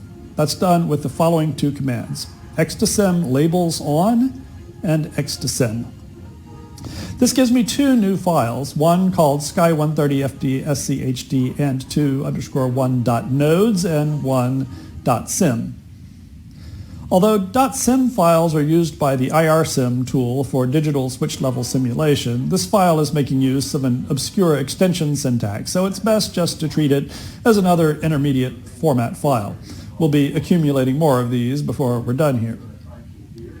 So now we have the files needed to get the resistance extraction to work, so we can go ahead and do that now. Do xresist tolerance 10. The tolerance is a threshold for determining when a network needs to be replaced by a resistance network. 10 is a good rule of thumb number to use. That's the only option we need to set. Then we can run xresist. If all goes well, you get some messages dumped out about ports. This is where xresist is detecting that you have sub-circuit ports. Normally, xresist treats open-ended wires as something to be ignored. They don't carry current, so they should be extracted from, they should be excised from the netlist. However, if they are labeled pins, then they're assumed to be connecting to something outside the circuit, and so they're treated as drive points, where signals come into the circuit or go out. After that, it cranked away for a very short time because this is a very small circuit, and it says it found a total of 10 nets, found 9 of those interesting enough to extract, and from the tolerance value that was set as an option, it found that 7 of those nets were worth replacing in the output with a resistance network. If I look in the project directory now, I'll find an additional file with the extension .res.ext.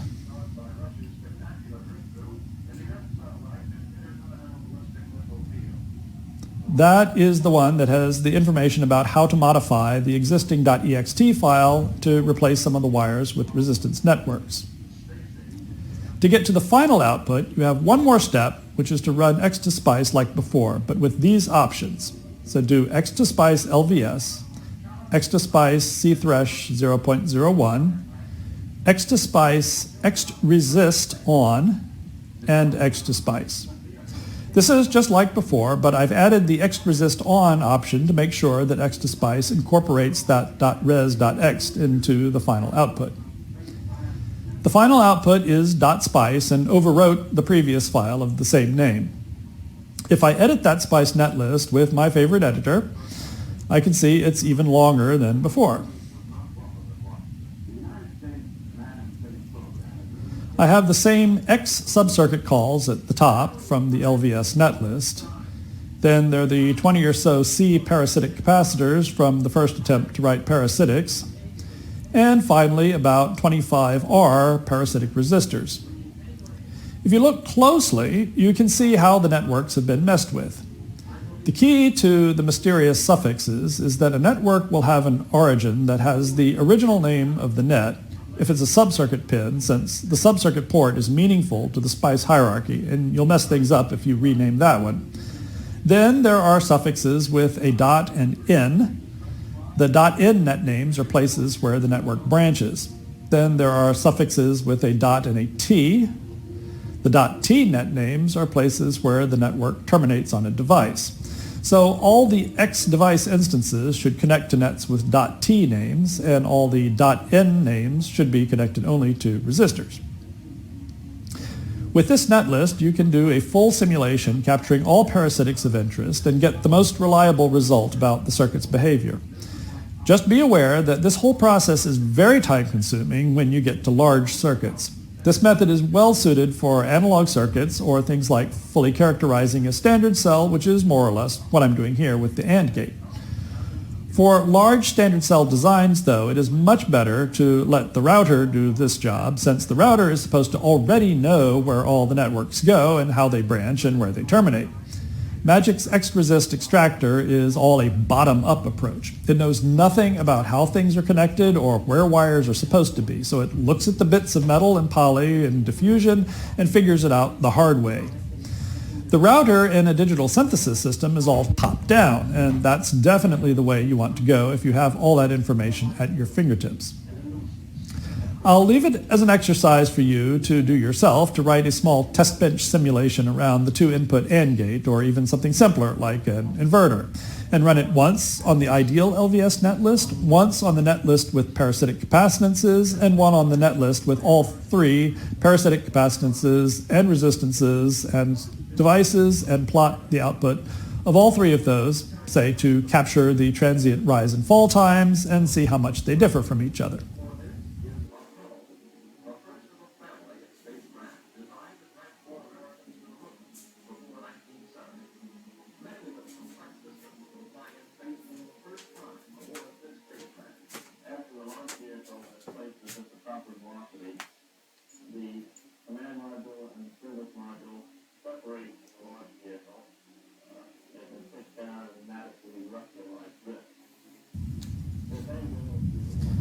For the next 2 sections, I'm going to do a once-over lightly because there's going to be a full lecture in lab on each of the 2 topics of DRC and LVS.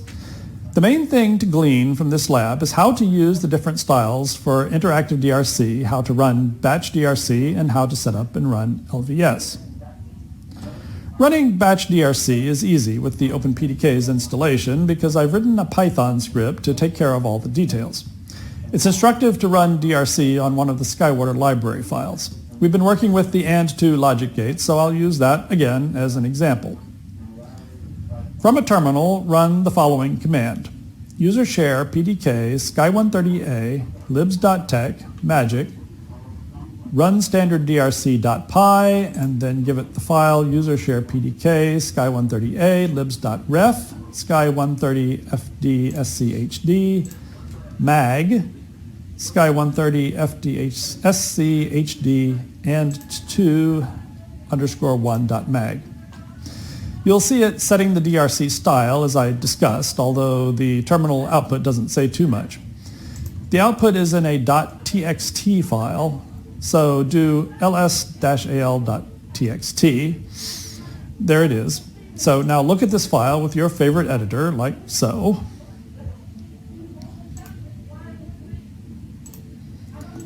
You might be surprised that the layout has errors.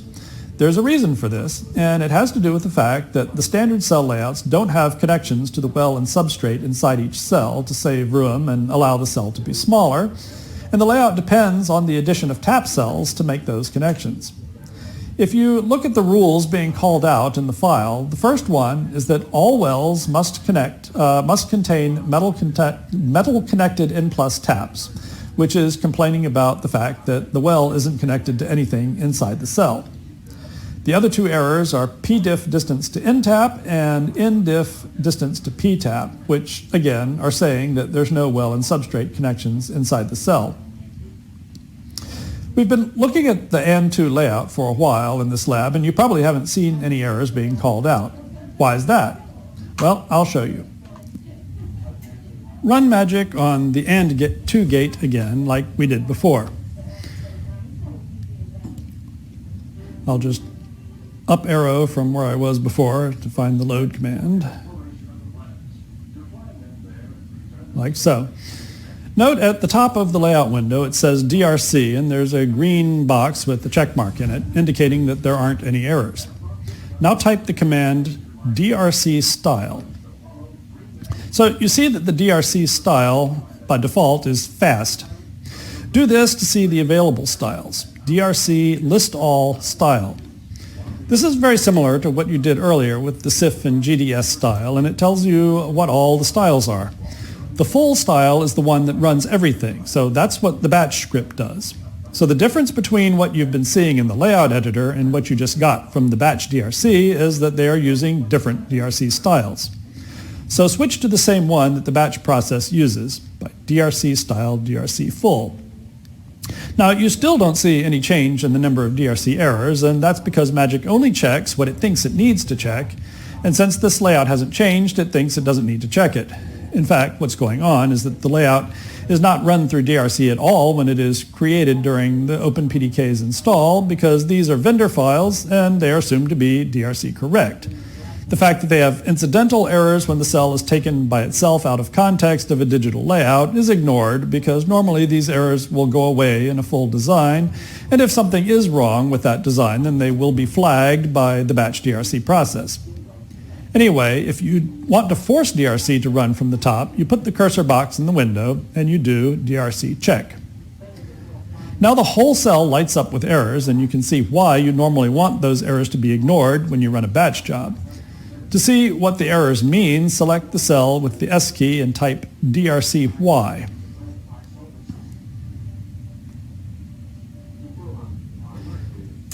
Now you'll see the same errors listed as you saw in the text file output from the batch DRC script.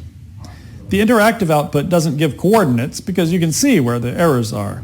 If you can't see them or you want to zoom in on a specific error, then use the command DRC find, which will highlight each error in turn. Note that unlike a lot of DRC checkers, Magic's DRC output is related to the way it does edge checks, so you may get a number of individual errors reported for what is effectively a single rule error. That's why you see DRC equals 7 at the top, even though only 3 rules are being violated. Now let's take a quick look at how the process of doing digital synthesis will avoid these errors automatically. So do load test2. We'll make a new cell, call it test2. Put the cursor box in the window, anywhere, and then do get cell sky130 fd sc hd and 2_1. Now move the cursor box over to the side of the cell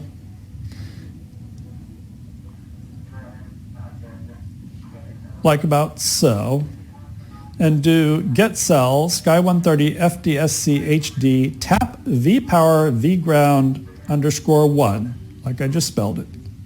When I do that, I get even more errors because it's not aligned properly as standard cells have to be. But you might have noticed that the errors in the AND gate just suddenly disappeared. That's because my new cell is a tap cell and it just made the well and substrate connections that the DRC was complaining about.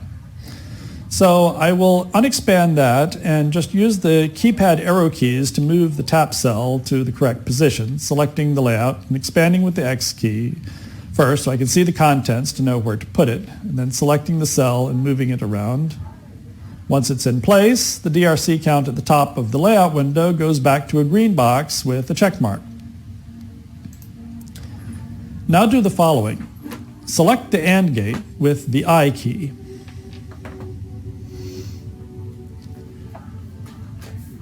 Zoom out so you can see it.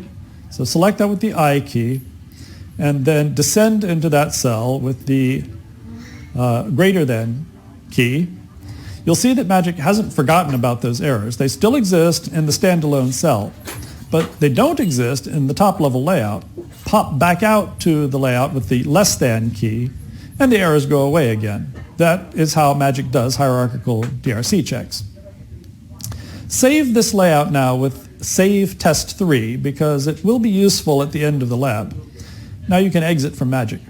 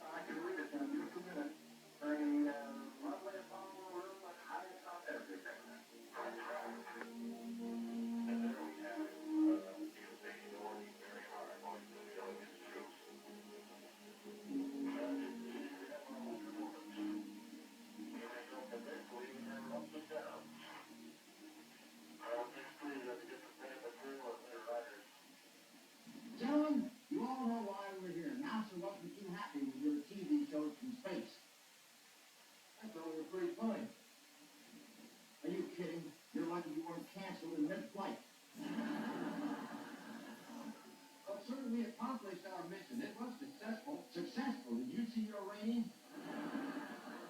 It won't do, gentlemen. You got to give the people a show. Excitement lasts. Believe me, I know. Why do you think I've been a star for 25 years? What?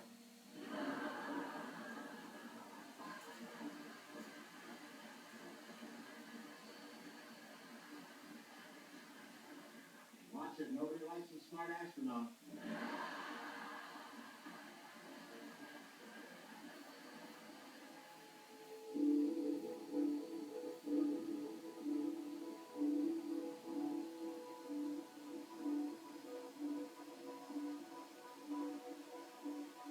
Mr. Schneider, will you detail the milestones of the Apollo 8 mission? Well, on December 21st, the Saturn V will place the spacecraft into a 100-mile orbit around the Earth.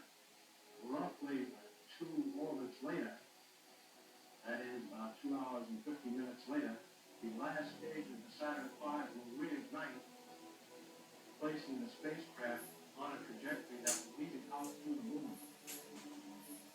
At the backside of the moon, if things are as we expect, the crew will ignite the service propulsion system on the spacecraft and place themselves into an elliptical 60 miles by 170 miles orbit around the moon.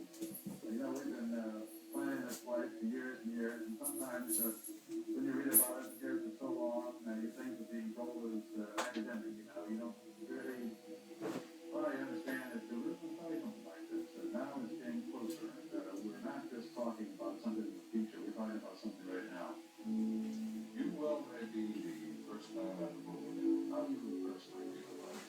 Well, I have the same desires and all the astronauts. We'd all like to make that trip. But I think that the way the trip will be accomplished is by teamwork. We're back here on Earth, or we're in the capsule, or actually getting off on the moon surface. Teamwork is the most important point.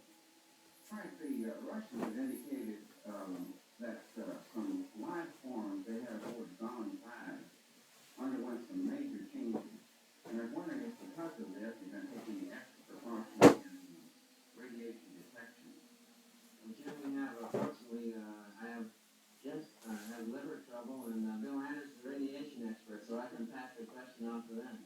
Well, I haven't heard about what the Russians are flying, but turtles were all. Well, we've had trouble with turtles before too, but we had them there first. All right. The analysis that I'm familiar with about radiation around the moon, to my knowledge, will present a negligible problem.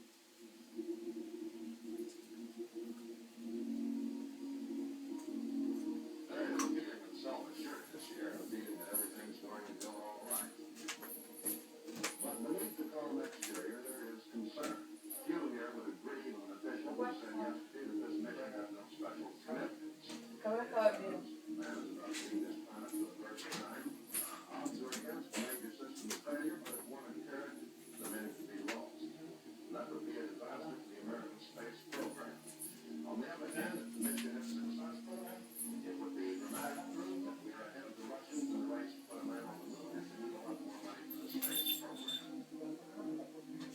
Everyone here knows that, but as I said, everyone is calm, cool, and confident, also concerned.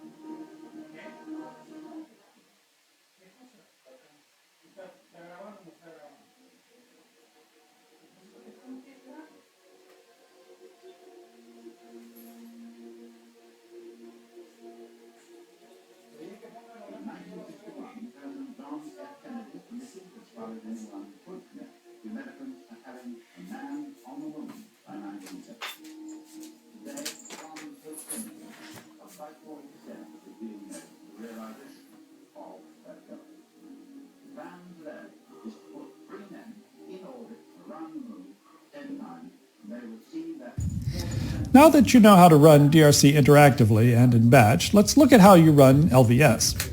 We'll use the same simple example, leaving anything bigger for the lecture and lab that's dedicated just to LVS. I like to set up for LVS by keeping things in a different directory from the layout, since LVS is drawing input from multiple sources. So get out of the mag subdirectory and create a new directory, which we'll name netgen after the tool we're going to use for LVS. So make dir netgen and cd to netgen. Now, LVS can be run by specifying all sources and files on the command line, but that's cumbersome to do every time. So instead, we'll do the following to make running LVS simpler. First, we'll copy the PDK setup file for LVS into this directory. So copy user share PDK sky130a libs.tech netgen sky130a setup, and we'll call it /setup.tcl. Now we need two netlists. The last we had left off, we had created a netlist with full RC parasitics, which isn't appropriate for running LVS. So we'll quickly go back to the mag directory and run magic on that N2 cell. Now we already extracted it, so we don't need to do that again because we have the .ext file. All we need to do is to set up for a simple LVS netlist, which you do with x2spice LVS. Let me bring that where you can see it. x2spice LVS, x2spice, and then you can quit. Now go back to the netgen subdirectory. Now we can run LVS, which has an interactive console, but is normally just run in batch. So from the command line, do netgen -batch LVS quote /mag sky130 fdsc hd and /1.spice, and then the name of the cell itself, which is sky130 fdsc hd and /1, close quote, open quote, then the name of the PDK library, which is in user share PDK sky130a libs.ref sky130 fdsc hd /spice /sky130 fdsc hd.spice. And then give it, again, the name of the cell, like so, close quote. That was quite a lot to type out. And what I often do is just to make a simple shell script with that command in it so that I can run the shell script instead of typing all that in every time. Before I hit return, let me point out what's on that line. First, I've told netgen to run in batch mode and to run the LVS command. Then I gave it the arguments for the LVS command, which is the two netlists to compare. Each of these arguments is in quotes and is a two-parter. The first part is the name of the file, and the second part is the name of the cell. Traditionally, the layout comes first, and whatever you're comparing against is second. One thing to point out here is that while the layout netlist is just the netlist for the one gate that we extracted from the layout, the netlist I wrote down as the one to compare against is actually the entire standard cell library. That's why it's useful to have a two-part entry, because you can provide a library and pick out which cell you want from it. Now I can hit return. If everything has been specified correctly, then you should get a circuits match message from the LVS process. If not, don't worry about it too much. There will be plenty of time to learn about LVS in the upcoming lab.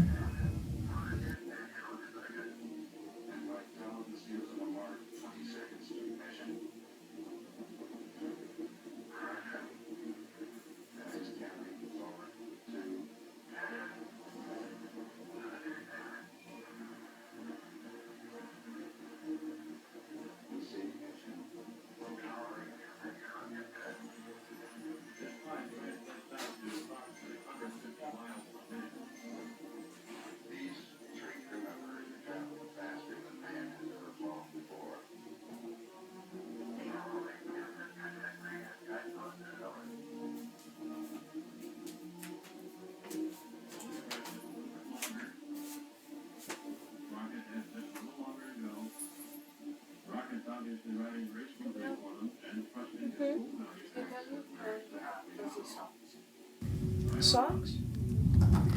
For the last lab exercise, let's do an XOR comparison. For this, we'll use magic to do the comparison. First, go back to the magic subdirectory. So cd.dat/mag, then start magic, and load the N2 cell again.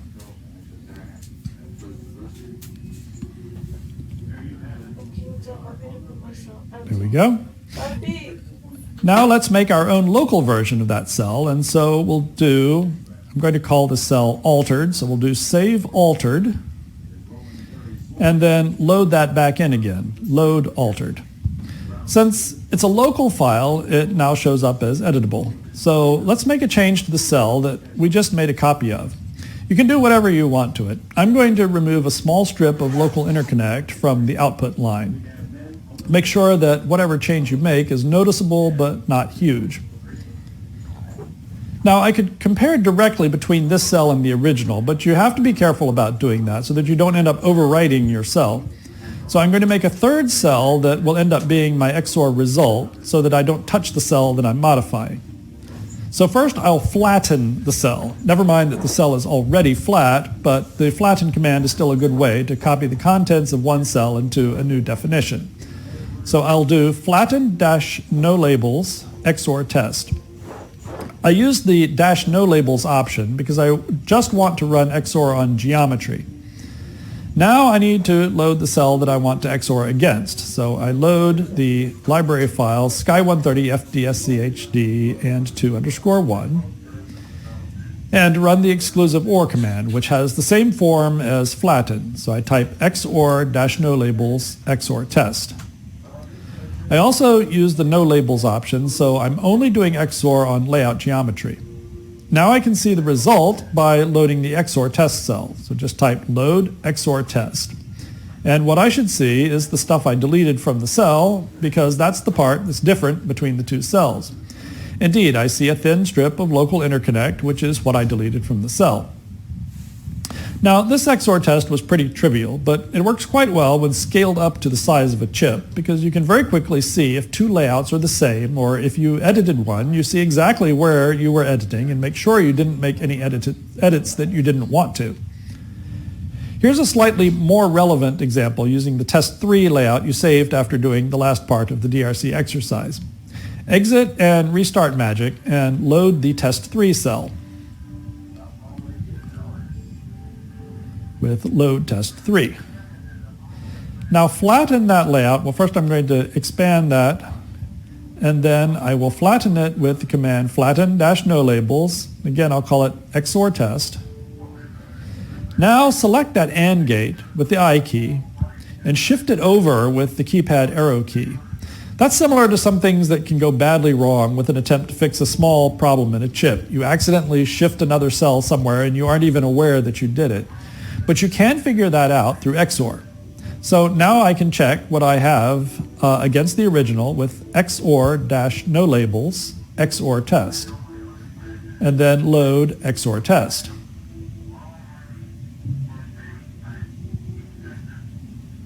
The result looks rather bizarre. It's all the thin slivers you get when you shift a whole cell over. If you're expecting a null result, then that just alerted you to the fact that you changed something that you didn't intend to. And that's what the XOR check is for. We've gone through a lot of things in this lab exercise, and I hope you've learned a lot from it. There will be a lot more details in upcoming labs about DRC and LVS, but now you know all the basics about generating GDS, extracting and running DRC, LVS, and XOR, which is everything you need to know for verifying the physical layout of a design. Whether it's a small circuit or a large chip, the procedures are all the same. Thanks for joining, and I hope you'll be back to learn all about the nitty-gritty details of DRC and LVS in the next lectures and labs. Thank you.